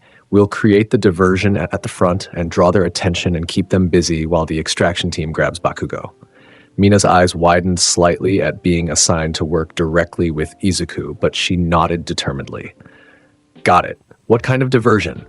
"The loud kind," Izuku replied, flames intensifying around his hands. The teams split up, moving into position. Izuku and Mina approached the warehouse's main entrance, flames and acid ready. From his position, Izuku could sense the extraction team moving into position at the back. He gave them 60 seconds to get ready. Then he attacked. "Crimson Moon!" The crescent-shaped flame slash carved through the warehouse's front door, the metal screeching as it was cut apart. The severed door crashed inward, and Izuku walked through the opening with Mina right behind him. Villains scattered, some moving to engage, others retreating toward the back where Bakugo was being held. Izuku's Matoi erupted around him immediately, the spiraling flames creating a barrier between himself and the initial attackers. "You've got guts, kid," one villain shouted, his arms transforming into bladed weapons. "Coming here alone." "I'm not alone," Izuku replied. "And you're all about to wish you'd run when you had the chance." The battle began. Izuku's hands moved through rapid combinations, flames responding to his will with devastating precision. EI handsword attacks cut through villain defenses. Rapid technique blurred his movements into overwhelming speed. Flame bursts sent attackers flying backward. Mina fought beside him, her acid creating defensive barriers and offensive projectiles that complemented his flames perfectly. When villains tried to flank Izuku, she intercepted them with acid slides that melted through their footing. When she was overwhelmed, his flames cleared the threats before they could reach her. They fought as a unit, their techniques synchronized through combat instinct rather than planned coordination. Mina's agility let her dodge attacks, while Izuku's power eliminated threats. His flames burned away acid when it got too close to allies, while her acid neutralized heat-based quirks that might have challenged his flames. "Behind you!" Mina shouted. Izuku spun, flames condensing into a stun spear that pierced through an attacking villain's shoulder.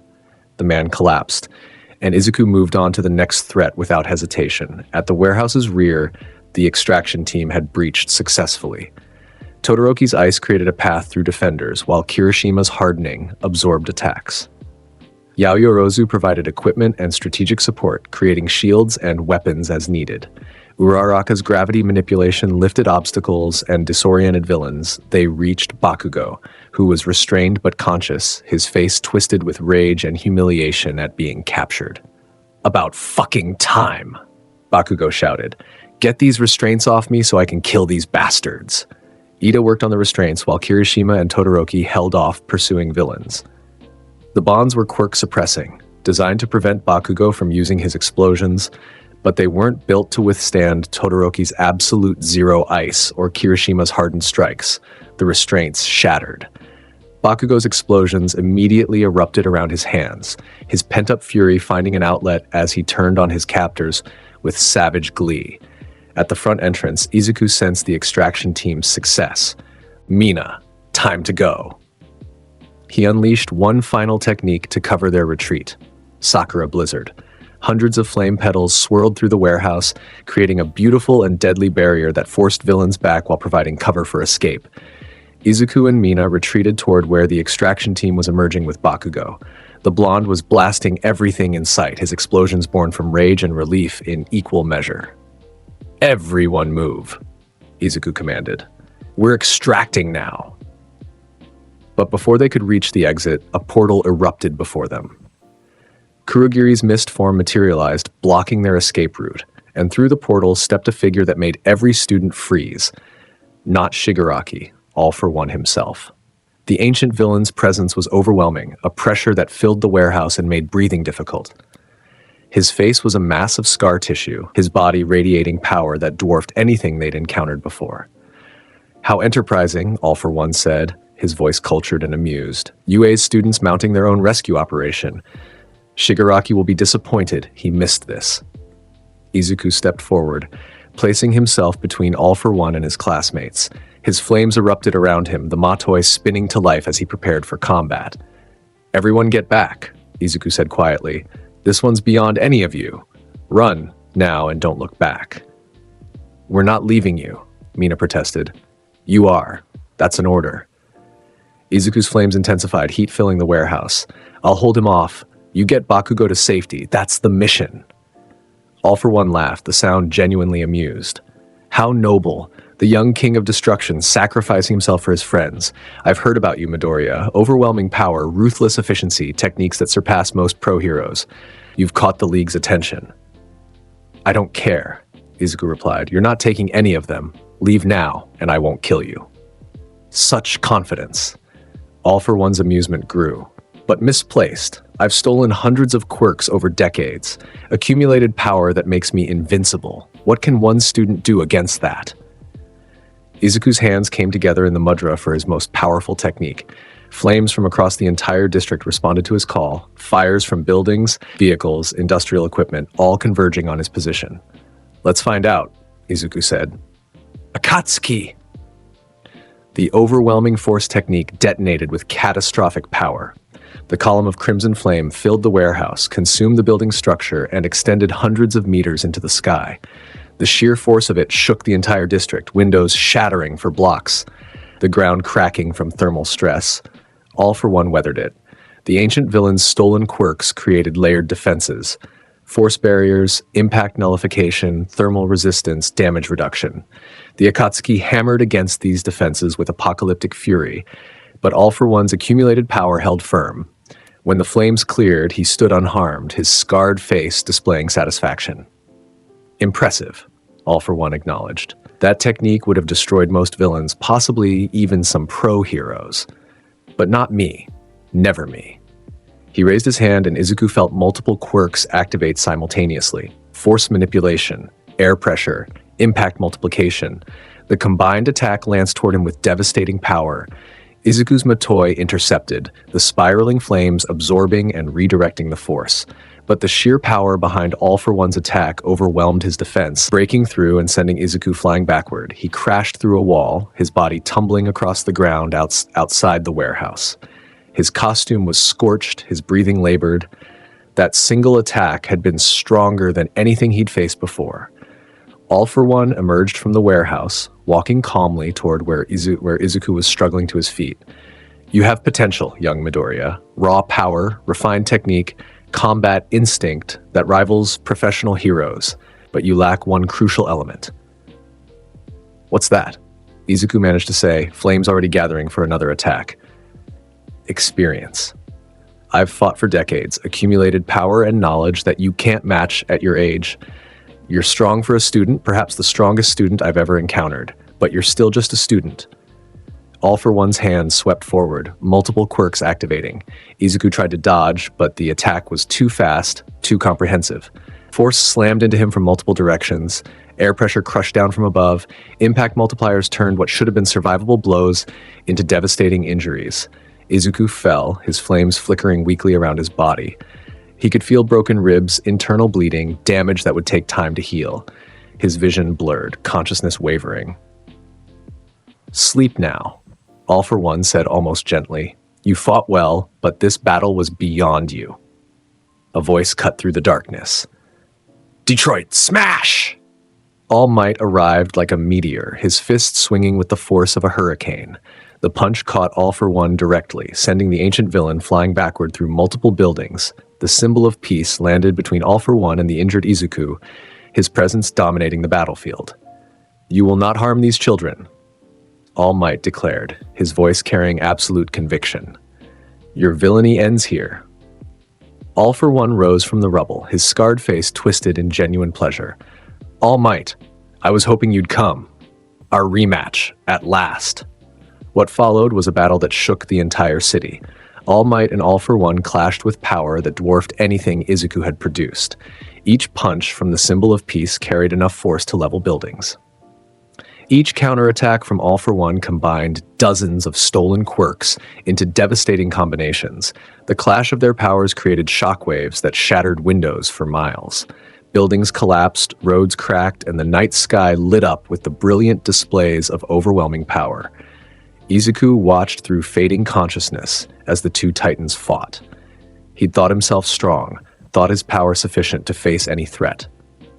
But witnessing this battle made him realize how much further he had to grow. All for One was right. Izuku had power, had technique, had potential. But he lacked the decades of experience, the accumulated strength, the refined application that separated good heroes from great ones. He needed to get stronger, much stronger. His classmates had escaped during the chaos. Bakugo secured an extraction complete. The mission was a success despite Izuku's failure to defeat All for One. That was something at least. As his consciousness faded completely, Izuku's last thought was a promise to himself. He would never be this weak again. Izuku woke in the hospital 3 days later. Recovery Girl had worked her healing magic, accelerating his recovery from injuries that should have taken weeks to heal. His ribs were mended, internal bleeding stopped, damage repaired, but the psychological impact of his defeat remained. All Might visited him on the second day of consciousness. The symbol of peace looked diminished somehow, his usual energy dampened. He pulled up a chair beside Izuku's hospital bed and sat heavily. You shouldn't have confronted All for One, All Might said quietly. That was reckless, young Midoriya. You could have been killed. I know, Izuku replied, but I couldn't let him take my classmates. Someone had to buy time for their escape. Still, you're a student, not a pro hero. Taking on villains of that caliber isn't your responsibility. Then whose responsibility is it? Izuku met All Might's eyes steadily. You weren't there. The pros weren't there. It was just me and a villain who could have killed everyone. I made the choice I thought was right. All Might sighed. You sound like me when I was your age. That same conviction, that same willingness to sacrifice yourself for others. It's admirable and terrifying in equal measure. Did you beat him? Izuku asked. All for One? Yes. Barely. All Might's expression grew grim. I used the last of my power, burned through everything I had left. All for One is defeated, imprisoned where he can't threaten anyone again. But the cost. He didn't need to finish. Izuku could see it. All Might's weakened state, the permanent damage from using his quirk beyond safe limits. The symbol of peace had won, but he'd sacrificed his career, possibly his life, to achieve that victory. Was it worth it? Izuku asked quietly. To protect the next generation? To ensure you and your classmates can grow into the heroes society needs? All Might smiled, genuine warmth in his eyes. Absolutely. That's what heroes do, young Midoriya. We sacrifice so others don't have to. The words settled into Izuku's mind, another piece of understanding about what it meant to be a hero beyond just destroying threats. His classmates visited throughout his recovery. Todoroki came, his expression serious as he thanked Izuku for leading the rescue. Kirishima brought flowers and declared the whole operation super manly. Yaoyorozu apologized for not being stronger, for not being able to help more during the confrontation. Bakugo came alone, late at night when other visitors had left. The blonde stood by Izuku's hospital bed, his hands shoved in his pockets, his expression conflicted. Thanks, Bakugo said finally, the word clearly difficult for him, for coming after me, for fighting that monster, for being strong enough that I didn't have to die. You'd do the same for me, Izuku replied. Yeah, I would. Bakugo turned to leave, then paused. I'm going to get stronger, strong enough that I never need rescuing again. Strong enough to stand beside you instead of behind you. Just watch. After he left, Mina and Uraraka visited together, though they maintained a careful distance from each other. Both brought gifts. Mina brought homemade cookies she'd baked herself, while Uraraka brought a card signed by the entire class. "We were so worried," Mina said, sitting on one side of the bed while Uraraka took the other. "When All Might brought you back injured like that, we were afraid we'd lost you." "I'm harder to kill than that," Izuku replied, trying to lighten the mood. "Don't joke about dying." Uraraka's voice cracked slightly. "You scared us. You scared me. I know you're strong, but you're not invincible." "I learned that," Izuku admitted. "All for One was beyond my current capabilities, but I'll get stronger. Next time won't go the same way." Mina reached out and took his hand, her grip gentle. "Just don't fight alone next time. You have us. We're your classmates, your friends. Let us help." Uraraka took his other hand, her expression equally earnest. "We can't all be as strong as you, but together we're stronger than any of us are alone. That's what being a hero means, right?" Izuku looked at both of them, at their concerned expressions and genuine care, and felt something shift in his chest. He'd always seen himself as separate, superior, the strongest who protected the weak. But these two weren't weak.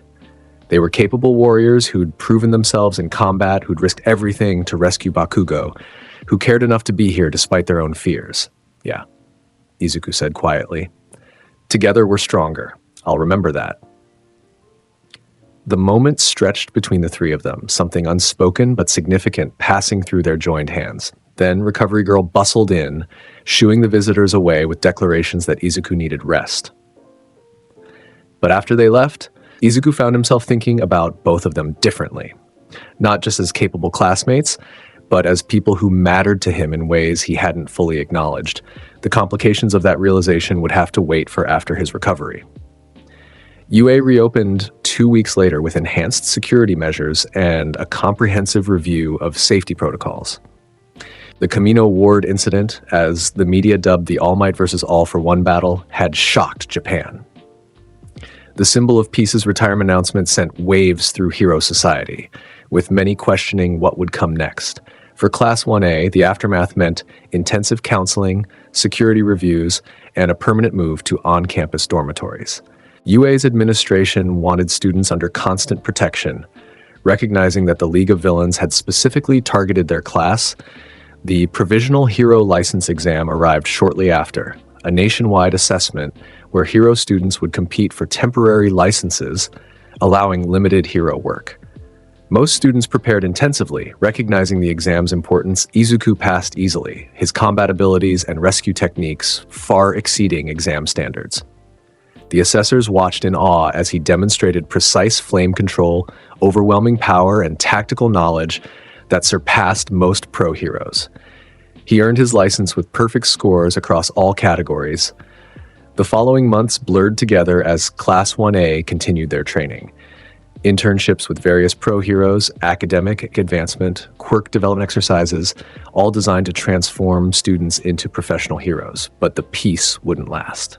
The League of Villains had been damaged by All for One's capture, but not destroyed. Shigaraki took control of the organization, his obsession with destroying hero society intensifying. New alliances formed, new threats emerged, and the villain world began reorganizing under new leadership. The Shihasaikai incident brought everything into focus. Reports came in of a Yakuza organization trafficking illegal quirk-destroying drugs, weapons that could permanently eliminate someone's quirk with a single injection. The Hero Commission investigated, discovering that the drugs were created using a young girl named Eri, whose quirk could rewind living things. The organization was led by Overhaul, a villain obsessed with returning society to its pre-quirk state by eliminating all quirks from existence. He'd been torturing Eri, using her blood to create his drugs, planning to mass-produce them for sale to villains worldwide.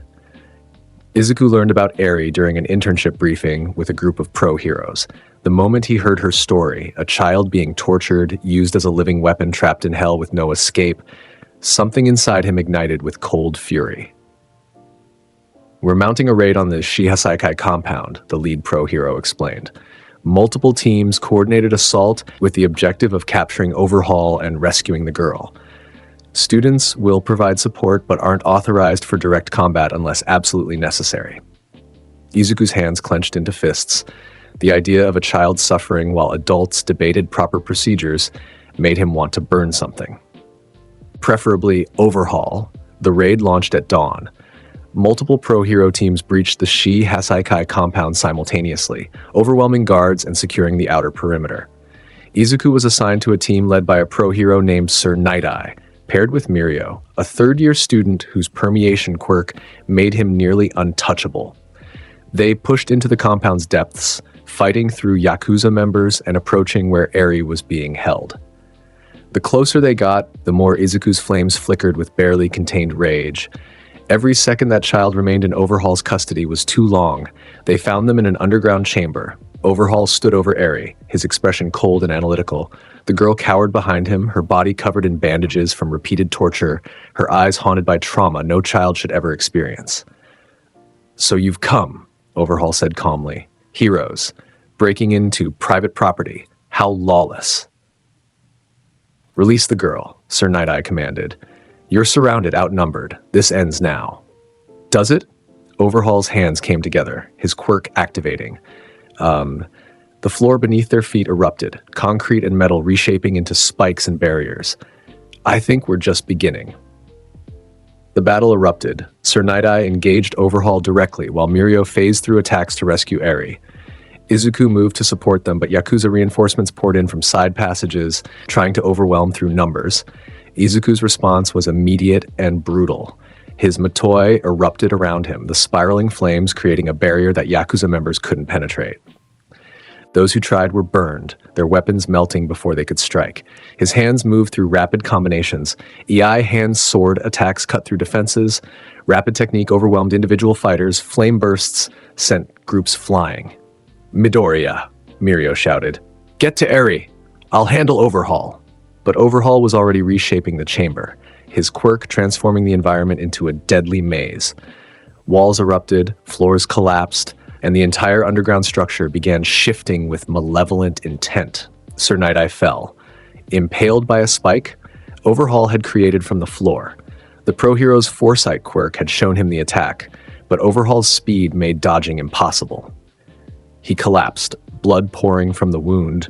Mirio roared in fury and phased through Overhaul's defenses, his fist connecting with the villain's face. But Overhaul recovered quickly, his quirk already repairing the damage while reshaping the ground beneath Mirio's feet. Eri remained trapped in the center of the chaos, her small body curled into a protective ball while destruction raged around her. Izuku made his decision. He launched himself across the chamber, flames propelling him over obstacles and through barriers. Overhaul tried to intercept, spikes erupting from walls and floor, but Izuku's Matoi carved through them like they didn't exist. He reached Eri and scooped her up in one smooth motion, his flames forming a protective cocoon around the terrified girl. She trembled in his arms, too scared to even scream. "I've got you," Izuku said quietly, his voice cutting through the chaos. "You're safe now. I won't let anyone hurt you again."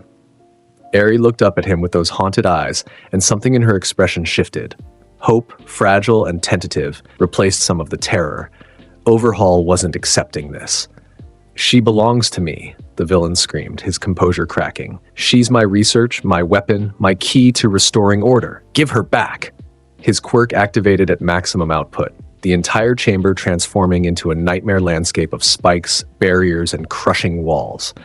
The attack was designed to kill everyone in the room, heroes and Yakuza alike, Overhaul's obsession overwhelming all tactical sense.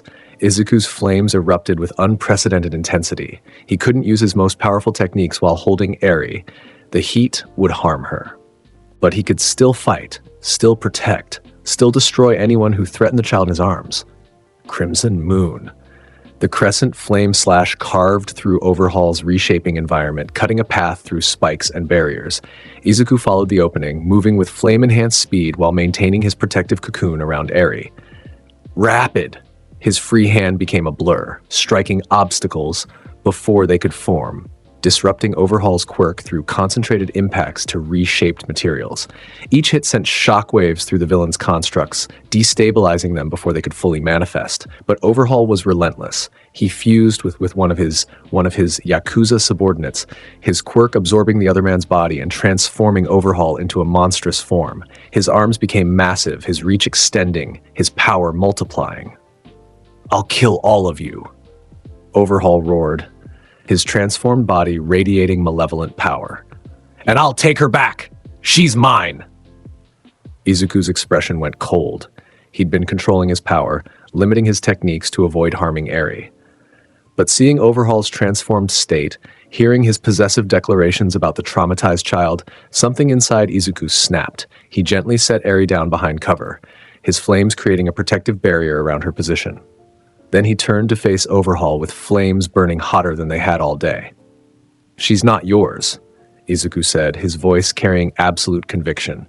"She's not a weapon, not a tool, not property. She's a child who deserves protection, and I'm going to give her that protection by removing you from existence." His hands came together in mudras. Nichiren! The concentrated solar flame sphere erupted from his position, the heat so intense it turned the air around it white hot.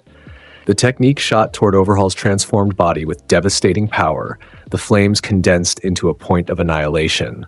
Overhaul tried to reshape his body to defend, creating barriers and armor from absorbed mass. But Nichiren wasn't a conventional attack. It was concentrated destruction, solar fire compressed into a single point and released with overwhelming force. The sphere struck Overhaul directly. The villain's transformed body couldn't withstand the heat. His quirk worked desperately to repair damage, to reshape and reform, but Nichiren burned through faster than he could regenerate. Flesh charred, absorbed mass incinerated, and Overhaul's monstrous form began collapsing. He screamed, the sound mixing pain and fury and disbelief that a student had hurt him this badly. Izuku didn't relent. "Akatsuki!" The overwhelming force technique detonated while Overhaul was still recovering from Nichiren. The column of crimson flame engulfed the villain completely, the power hammering into his weakened form with catastrophic effect.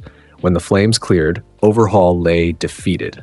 His transformed body had reverted, his quirk exhausted beyond its ability to function. Burns covered his entire form, his consciousness wavering. Izuku walked to where the villain lay and looked down at him with cold eyes. "You tortured a child," Izuku said flatly. "Used her as a weapon, caused her pain for your twisted ideology. You don't deserve mercy." His hand ignited, flames condensing into a blade shape. One strike to Overhaul's head and this monster would never hurt anyone again. But then Eri's voice reached him, small and frightened. "Please don't." Izuku turned to see her watching from behind the protective barrier, her eyes wide. "Don't kill him. I don't want more people to die because of me." The words hit Izuku like a physical blow. This child, after everything she'd suffered, still didn't want death, still retained enough humanity to ask for mercy for her torturer. Izuku's flames extinguished. He turned away from Overhaul and walked to Eri, kneeling down to her level. "He hurt you. Don't you want him to pay for that?" "He'll pay," Eri said quietly. "But not like that. Not with more death. Please." Izuku studied her face and saw genuine conviction beneath the trauma. This girl, despite her suffering, understood something he was still learning, that killing wasn't always the answer, that there were other forms of justice. "Okay," Izuku said gently, "no more death. He'll face justice through proper channels." He scooped Eri up again, holding her carefully as pro-heroes flooded into the chamber. Overhaul was restrained, his quirk suppressed by specialized equipment. Sir Night-Eye was evacuated for emergency medical treatment.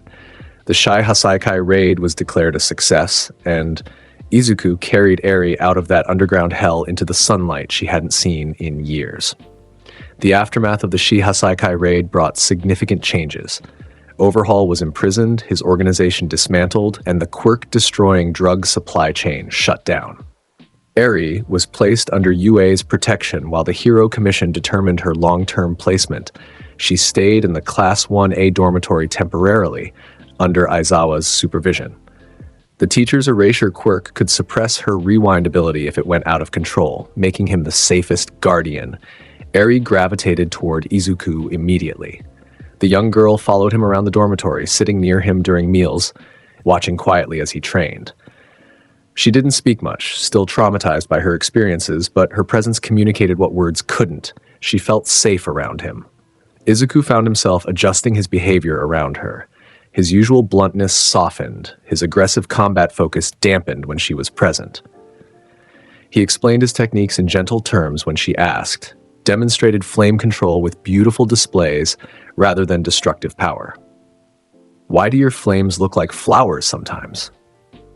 Eri asked one day, watching him practice Sakura Blizzard in the training yard. "Because fire doesn't have to just destroy," Izuku replied, letting the flame petals swirl around them both without burning. "It can be beautiful, controlled, shaped into whatever form serves the purpose. These petals can defend, distract, or attack, depending on what's needed."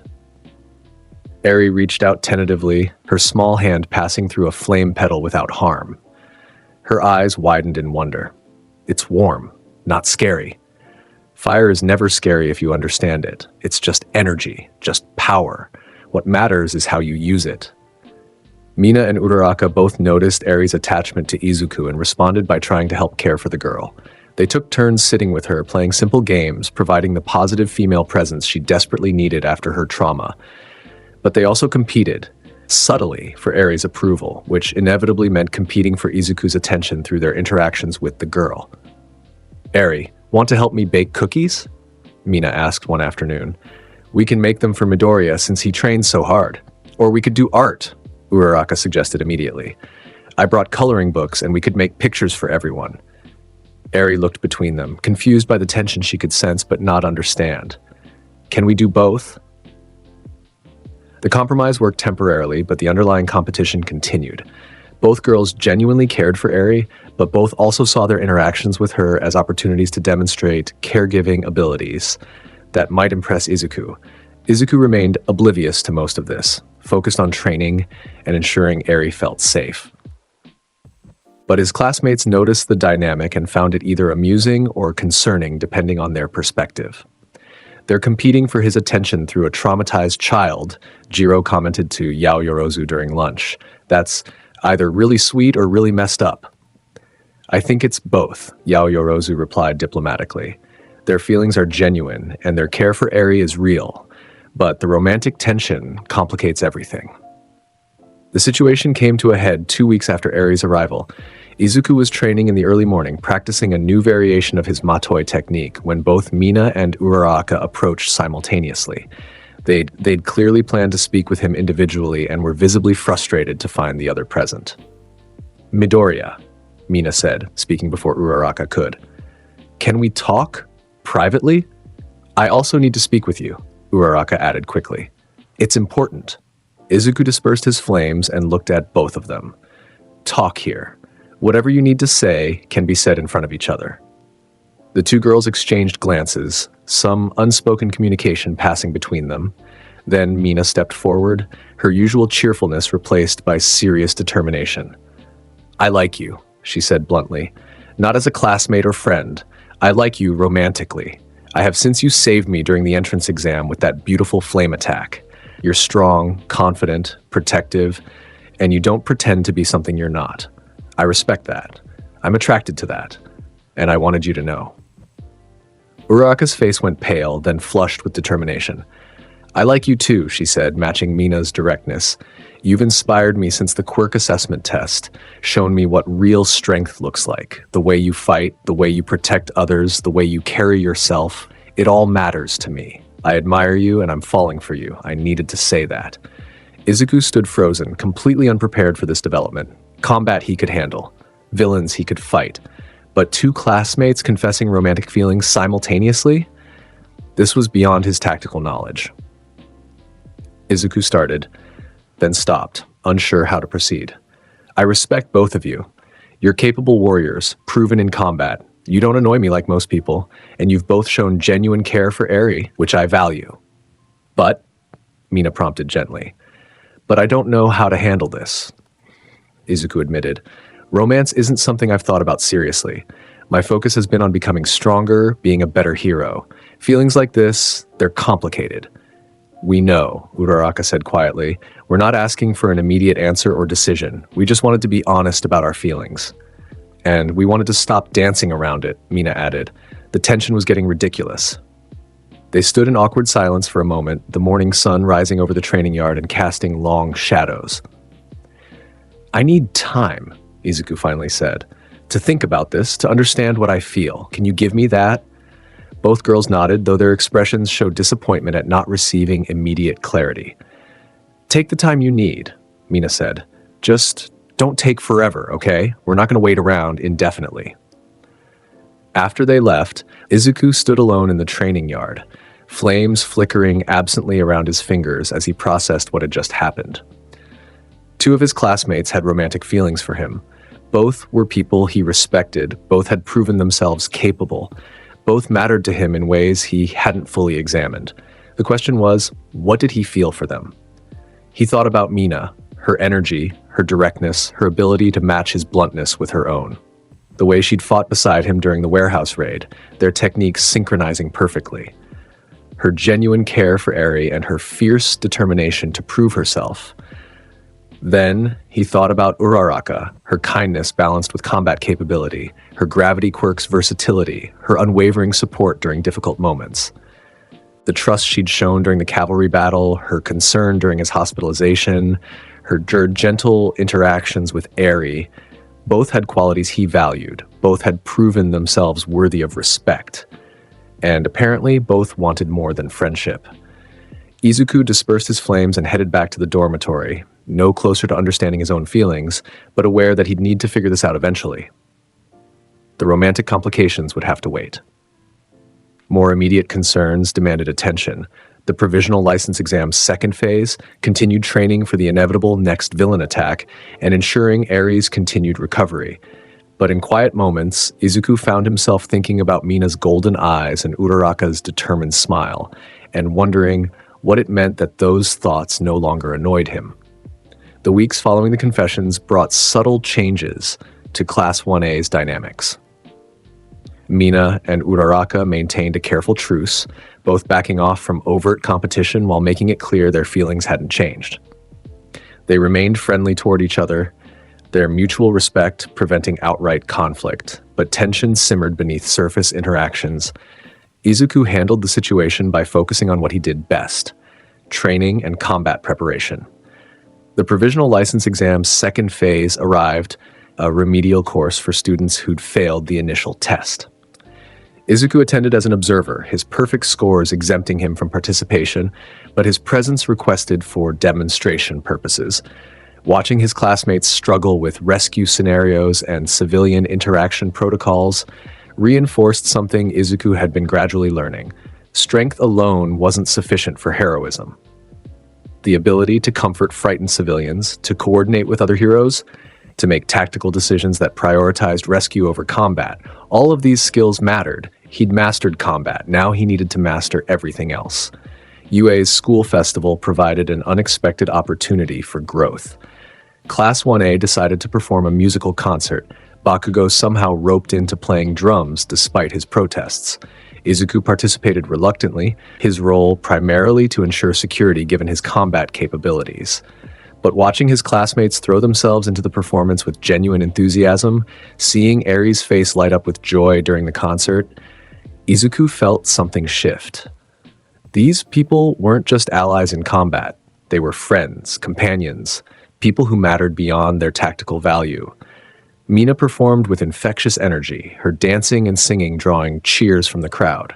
Uraraka helped coordinate the event, her organizational skills ensuring everything ran smoothly. Both caught Izuku's eye during different moments, their smiles bright and genuine.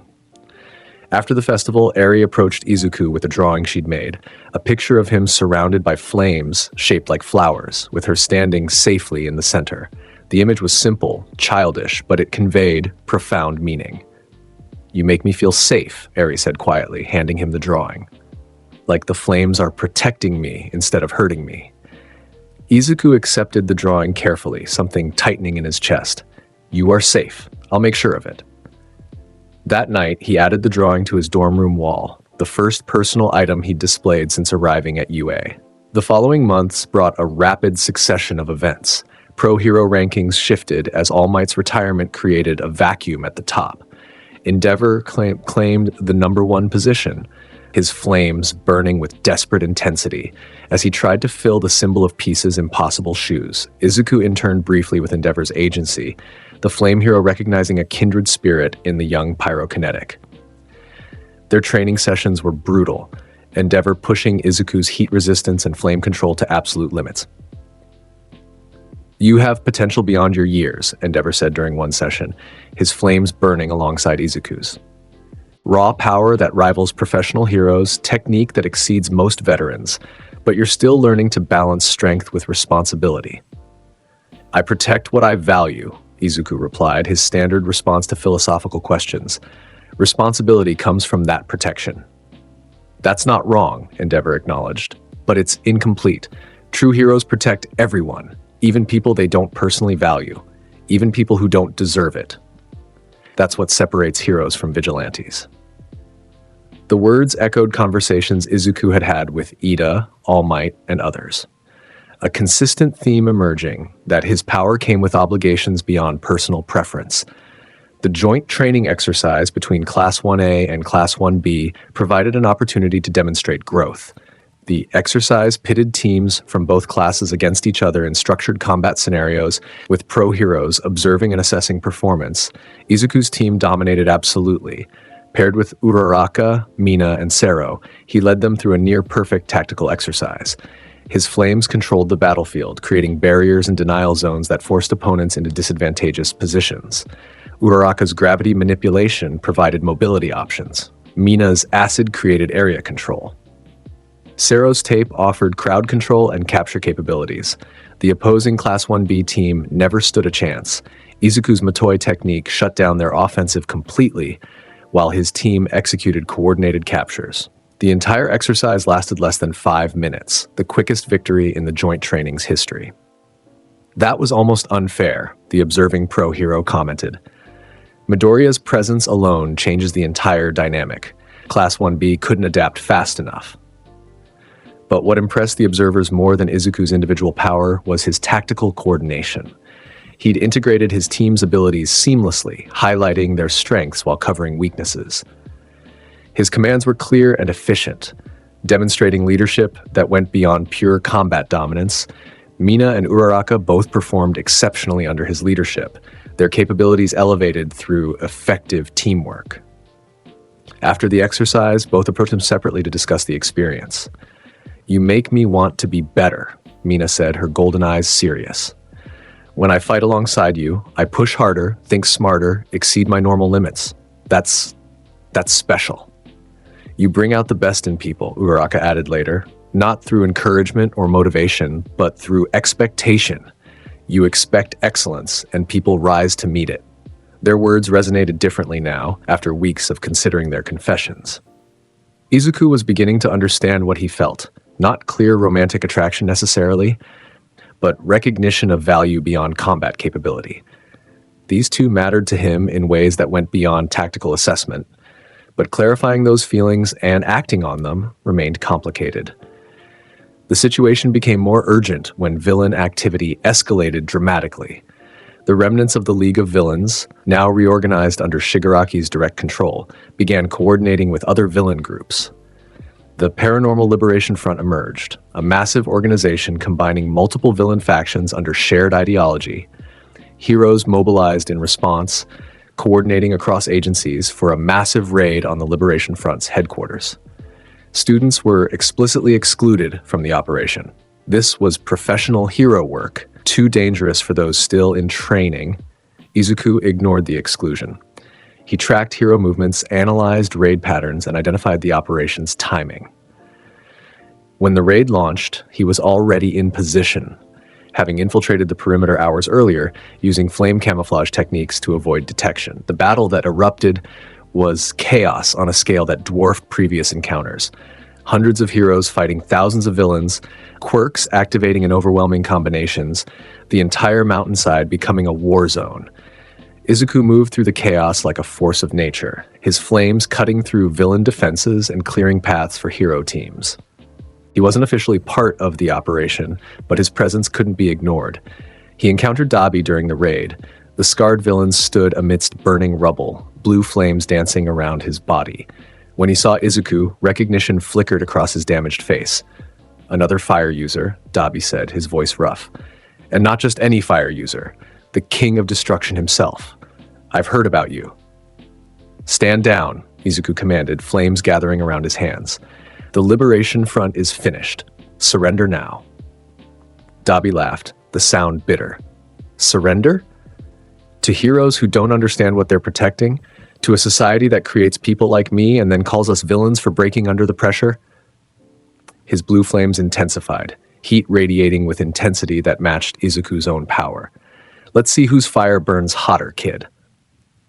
The battle between them shook the mountainside. Dabi's blue flames were hotter than normal fire, their temperature approaching Izuku's maximum output. But temperature alone didn't determine victory. Technique, control, and combat experience mattered equally. Izuku's Matoi intercepted Dabi's flame attacks, absorbing the blue fire and redirecting it with his own power. The combined flames created a vortex of destruction that forced nearby combatants to retreat. "You're skilled," Dabi acknowledged, his flames burning even hotter. "But you're still playing hero, still pretending the system works. I used to think like that too before it destroyed me." "I don't care about your tragic backstory," Izuku replied coldly. "You're attacking heroes, killing innocents, destroying society. That makes you an enemy regardless of your motivations." Typical hero response. Black and white, good and evil, no room for nuance. Dabi's expression twisted into something like pity. "You'll learn eventually. The system you're protecting will chew you up and spit you out just like it did to me." Izuku's hands came together in mudras. "I don't protect the system. I protect people. There's a difference." Nichiren, the concentrated solar flame sphere, shot forward, its heat even more intense than normal. Dabi tried to counter with his own flames. Blue fire meeting Izuku's attack in a collision that created a shockwave felt across the entire battlefield. But Dabi's flames, despite their impressive temperature, lacked the focused concentration of Nichiren. The technique broke through his defense, the solar fire slamming into his body and burning through his resistance. Dabi collapsed, his flames extinguishing as he lost consciousness. Izuku bound him with superheated restraints and left him for hero teams to collect, moving on to the next engagement. The raid continued for hours, the battle gradually turning in the hero's favor. The Liberation Front's command structure collapsed under coordinated assault, their forces scattered and leaderless. Victory seemed certain. Then Shigaraki appeared. The League's leader had undergone transformation, his body enhanced through some kind of procedure that elevated his power beyond previous capabilities. His decay quirk now worked on contact, spreading through materials and destroying everything it touched. His physical capabilities had increased dramatically, strength and speed approaching All Might's level, and he'd awakened something new. A copied version of All for One's power-stealing quirk. Shigaraki's appearance on the battlefield changed everything. Heroes who engaged him fell quickly, their quirks stolen or their bodies decayed on contact. Even top-ranked heroes struggled against his enhanced capabilities. Endeavor confronted him directly, flames erupting with desperate intensity. But Shigaraki withstood the heat, his enhanced body regenerating damage almost as fast as it was inflicted. Izuku watched from a distance, analyzing Shigaraki's capabilities and looking for weaknesses. This was beyond anything he'd faced before. Not just raw power, but versatility, regeneration, and the ability to permanently steal quirks. Engaging Shigaraki directly would be suicide without proper support. But that didn't mean Izuku was helpless. He circled around, using the chaotic battlefield for cover, approaching from Shigaraki's blind spot. His flames gathered, condensed, compressed into their most concentrated form. Akatsuki. The overwhelming force technique detonated from behind Shigaraki, the column of crimson flame catching him mid-combat with Endeavor. The villain's enhanced body weathered the assault, his regeneration working overtime. But the attack staggered him enough for Endeavor to land a decisive blow. Shigaraki retreated, his forces scattering. The raid was declared a victory despite the close call. Izuku's unauthorized participation was discovered immediately. The Hero Commission summoned him for a disciplinary hearing, prepared to issue formal reprimands for violating direct orders by infiltrating a professional operation. But the heroes who'd benefited from his intervention spoke in his defense. His combat effectiveness, tactical awareness, and life-saving actions couldn't be dismissed. After lengthy deliberation, the commission issued a warning, but no formal punishment. "You have exceptional abilities," the commission chairman said seriously, "but exceptional abilities come with exceptional responsibilities, including the responsibility to follow proper chains of command." "I understand," Izuku replied, though his tone suggested he'd make the same choice again if necessary. The raid's aftermath revealed the true scale of the Liberation Front's plans. They'd been preparing for society-wide collapse, coordinating attacks across Japan simultaneously. The Hero Commission intensified security, mobilized additional resources, and prepared for what everyone now recognized was inevitable: a final confrontation with Shigaraki and the League of Villains. Class 1A continued training with renewed urgency.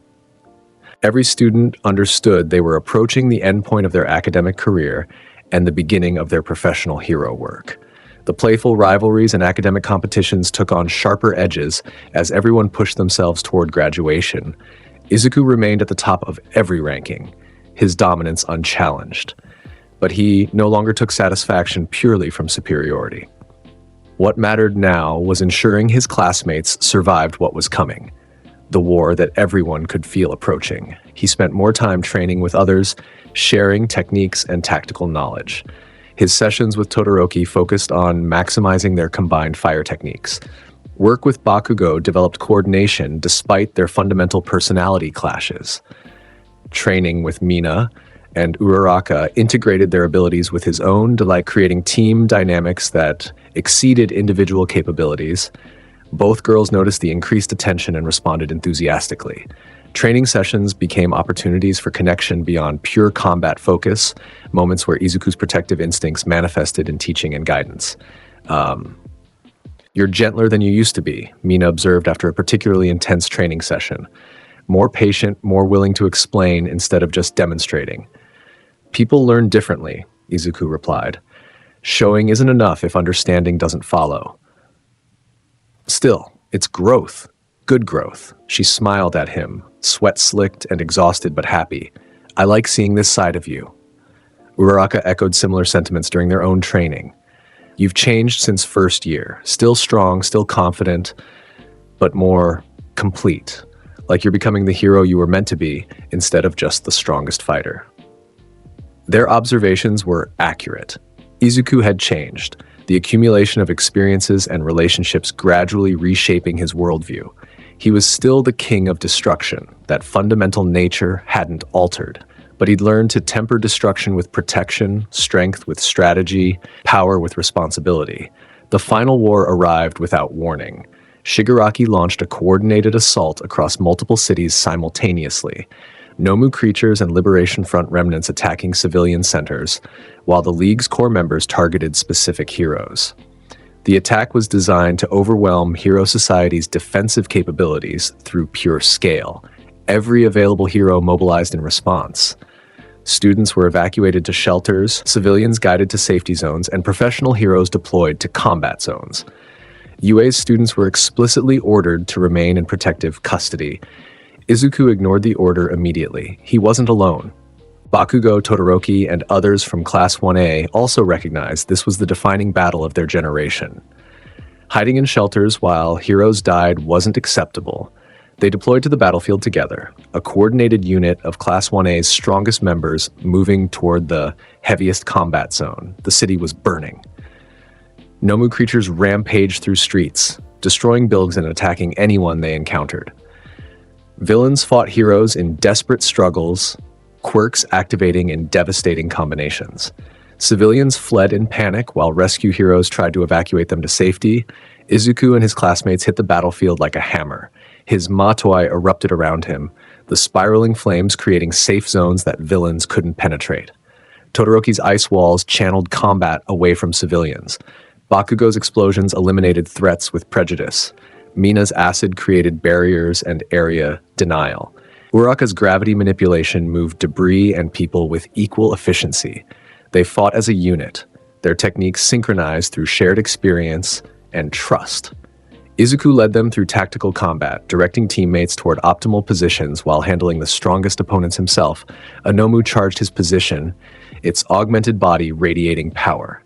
Izuku responded with rapid, his hands blurring through strikes that targeted vital points and overwhelmed the creature's regeneration. When it tried to retreat, he finished it with Nichiren, the solar flame sphere, reducing the Nomu to ash. Midoriya! Mina's voice cut through combat noise. Multiple villains flanking from the east. He redirected immediately, flames propelling him toward the new threat. Mina fought alongside him, her acid complementing his flames as they cleared the villain group with efficient brutality. "Thanks," she said breathlessly, golden eyes bright with combat adrenaline. "I had them handled, but backup made it easier." "You're capable enough," Izuku replied, already scanning for the next threat. "But no one fights alone today." The battle raged for hours, heroes and villains locked in desperate struggle. Gradually, the tide turned toward heroes as coordination improved and reinforcements arrived. Villain forces scattered, retreating toward where Shigaraki commanded the assault. Izuku pushed forward, leading his team deeper into the war zone. They encountered Dabi again, the scarred villain recovered from their previous encounter and fighting with renewed desperation. "You again," Dabi said when he saw Izuku. "Came back for more?" "You're in the way," Izuku replied flatly. "Stand down or I'll put you down permanently this time." Dabi's blue flames erupted around him. "Big talk for a student. Let's see if you can back it up." Their second battle was shorter than the first. Izuku had learned Dabi's patterns, understood his techniques, and adapted his own approach accordingly. His Matoi absorbed the blue flames while rapid technique overwhelmed Dabi's defenses before he could mount effective offense.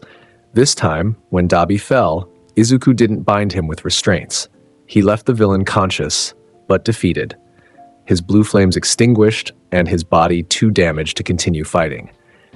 "You were right about one thing," Izuku said as he walked past. "The system is broken, but burning it down doesn't fix anything, it just creates different problems." He left Dabi there and continued toward the battle's center, where Shigaraki's presence radiated like a dark star. The League's leader stood atop a collapsed building, his enhanced body surrounded by decay. Heroes had engaged him repeatedly, but none could withstand his touch. Any contact meant death, quirks stolen, or bodies destroyed. Endeavor fought him desperately, flames burning at maximum output. But even the number one hero was being overwhelmed. Shigaraki's copied all-for-one power-stealing techniques and adding them to his arsenal. Izuku analyzed the battle carefully. Shigaraki's regeneration was formidable, his stolen quirks numerous and powerful. Direct confrontation would be suicide without overwhelming force, so Izuku would provide overwhelming force. He gathered power from across the entire battlefield, fires from burning buildings, residual heat from villain quirks, thermal energy from the air itself. Everything converged on his position as he prepared his most powerful technique. "Everyone clear the area," Izuku shouted, his voice carrying across the battlefield. "Now!" Heroes and students alike recognized his intent and retreated rapidly. Only Shigaraki remained, his mad eyes focusing on Izuku with sudden understanding. "You," Shigaraki growled, "the king of destruction. I've wanted to face you since USJ. Show me what you've got." Izuku's hands came together in the final mudra. Akatsuki. The overwhelming force technique detonated with unprecedented power. Every flame he'd gathered, every bit of thermal energy he'd absorbed, all of it channeled into one concentrated column of annihilation.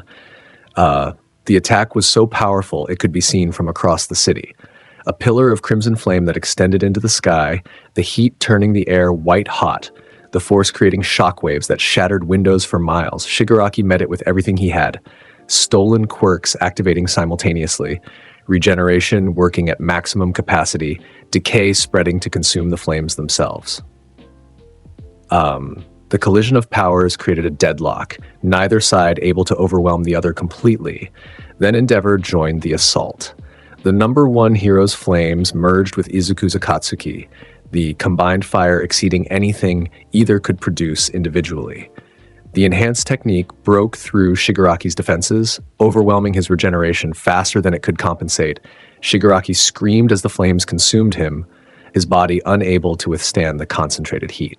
His stolen quirks failed, his regeneration exceeded, his enhanced body reduced to charred flesh. When the flames cleared, Shigaraki lay defeated. Not dead, heroes had intervened at the last moment to prevent execution, but completely incapacitated, his threat neutralized. The final war was over. Heroes had won, though the victory came at tremendous cost. Buildings destroyed, civilians injured, heroes fallen. Society had survived, but barely, and the psychological scars would take years to heal. Izuku stood amidst the rubble, his body exhausted from channeling so much power. Using Akatsuki at that scale had pushed him beyond safe limits, temporary damage to his quirk that would require time to heal. But it was worth it. Shigaraki was defeated, the League of Villains shattered, and Hero Society preserved. Mina found him first, throwing her arms around him despite the residual heat from his flames. "You did it! You actually did it. I knew you could, but seeing it happen..." Uraraka joined them moments later, her own embrace gentle but sincere. "That was incredible. Terrifying. You saved everyone. You saved everyone." Izuku stood between them, too tired to protest the physical contact, and looked across the battlefield. His classmates gathered nearby, Bakugo nursing injured arms, Todoroki's ice melting from residual heat, Kirishima's hardening cracked but intact. They'd all fought. They'd all survived. They'd all proven themselves worthy of being called heroes. "We did it together," Izuku said quietly. "All of us. That's what mattered." The aftermath of the final war transformed Hero Society fundamentally. The League of Villains' defeat didn't eliminate villain activity, but it shattered organized opposition to the hero system. Smaller villain groups remained, criminals and troublemakers who would always exist, but the coordinated threat to society itself had ended. Class 1A graduated from UA 3 months later, their education accelerated by the practical experience gained during the war. Izuku received his hero license officially, the formality recognizing what everyone already knew. He was ready for professional hero work. His hero name remained the King of Destruction, though now it carried weight beyond simple intimidation. The title represented his role in the final war, his overwhelming power that had helped defeat Shigaraki, his willingness to go further than most heroes would dare. Pro-hero agencies competed desperately for his recruitment. Offers came from across Japan and internationally, everyone wanting to be associated with the student who'd stood against the League's leader and won. Izuku declined all of them. Instead, he established his own agency, small, selective, focused on direct action rather than public relations. His team consisted of heroes he respected and trusted: Todoroki, Bakugo, Kirishima, and a few select others. And after weeks of consideration, he asked Mina and Uraraka to join his agency as well. Both accepted immediately. The romantic situation remained unresolved, but all three understood it would take time. They worked together professionally, fought together effectively, and gradually built something that went beyond simple partnership. Months turned into years. Izuku's agency gained reputation for handling the most dangerous villain threats with overwhelming efficiency. His personal power continued developing, new techniques and applications emerging from refined understanding of his abilities. He never forgot the lessons learned during his time at UA, that strength alone wasn't enough, that protection mattered more than destruction, that being the strongest meant nothing without people worth protecting. Eri visited regularly, now living safely with foster parents, but maintaining her connection to the hero who'd saved her. She was healing, slowly, the trauma fading as she experienced what childhood should be: safe, happy, filled with people who cared about her well-being. "Your flames are even more beautiful now," Eri said during one visit, watching Izuku demonstrate Sakura Blizzard for her. They feel warm, not scary." "Because I learned what they're for," Izuku replied, letting the flame petals dance around them both. Not just destruction, but protection, creation even, when used correctly. 5 years after graduation, Izuku stood on a rooftop overlooking the city he protected. Fires burned in the distance, not villain attacks, just normal urban activity, controlled and safe. The night was peaceful, society functioning as it should. Mina joined him, her hero costume modified from their UA days but still distinctly hers. "Quiet night," she observed, standing close enough that their shoulders touched. "Almost boring." "Boring is good," Izuku replied. "Boring means people are safe. True." She paused, then said casually, Uraraka and I talked about the situation between the three of us. Izuku's attention focused on her immediately. And we decided we're both tired of competing. We both care about you, both want to be with you, and frankly, both are too stubborn to give up. So we're proposing a different solution. Which is, Mina smiled, her golden eyes bright in the darkness. Share, both of us, with you, if you're willing, if that's something you'd want. Izuku considered this. In his youth, such an arrangement would have seemed incomprehensible. Relationships were complicated enough without adding additional people. But he'd learned that strength came from connection, that bonds mattered more than individual capability. I care about both of you, Izuku said carefully. Not in the same way I cared about things in first year. You've both proven yourselves repeatedly. As heroes, as partners, as people I value beyond tactical assessment. So is that a yes? Mina asked hopefully. Uraraka appeared from the rooftop access, floating up to join them. I heard everything. Sorry, wasn't trying to eavesdrop, but sound carries. It's a yes, Izuku confirmed, looking at both of them. If you're both certain this is what you want. Completely certain, Uraraka said firmly.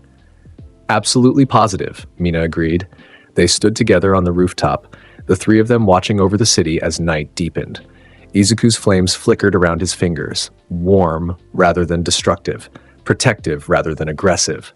The King of Destruction had learned to build as well as burn, to protect as well as destroy, to care as well as dominate.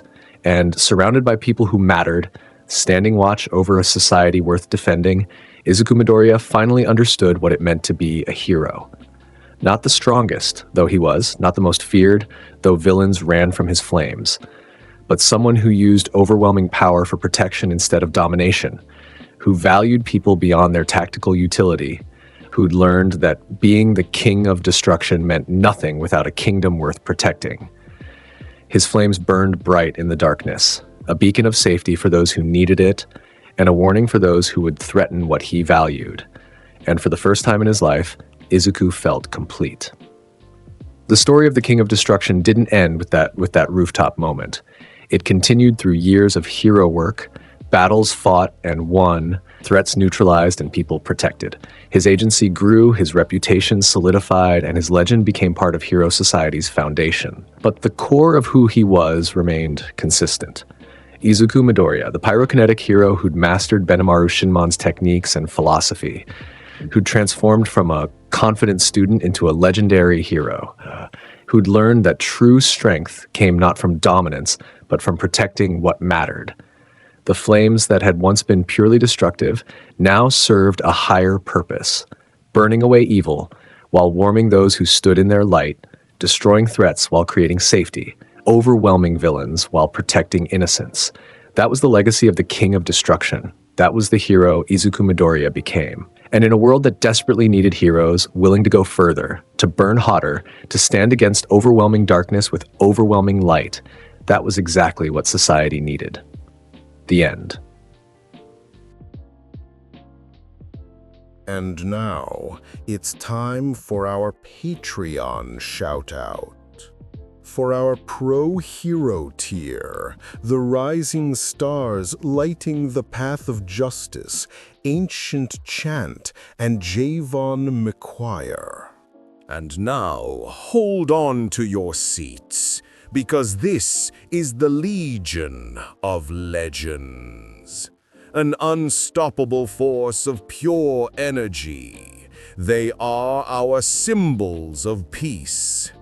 Thank you to Asail Cardenas, Shaquan Simmons, Agroxa298, Sunawind631, Freddie Rose, Omega, Toxic Rune, Akuma no Akami, Chris Talley, Alexander Thompson, Remorsefuls, Black Vein, Joshua Hedrington, Aaron Abercrombie, Drift SKETR, Corey Tokars, Jan, Zero Hope 3656, Devin Black, Crow, Usbrid, Roberto Ramos Di Cristina, Dasher Games, Joe Bros, Ray Von Crimson River, Dante Alastor, Adam Yonkers, Blood Saints, Donna Cafe, Zeph, KC, Howie 60, Ignacio, Albert, Carlos Terry, and Lord Shawarma. You are the backbone of this community. Finally, we're going cosmic. These are the Titans, the galactic guardians whose generosity knows no bounds. Please raise the roof for... The world of heroes is now scorched by Deku's immense power. What do you think would happen next? Let me know below. Thanks for watching this fiery what-if scenario. If you want more universe-shattering theories like this, be sure to subscribe for more.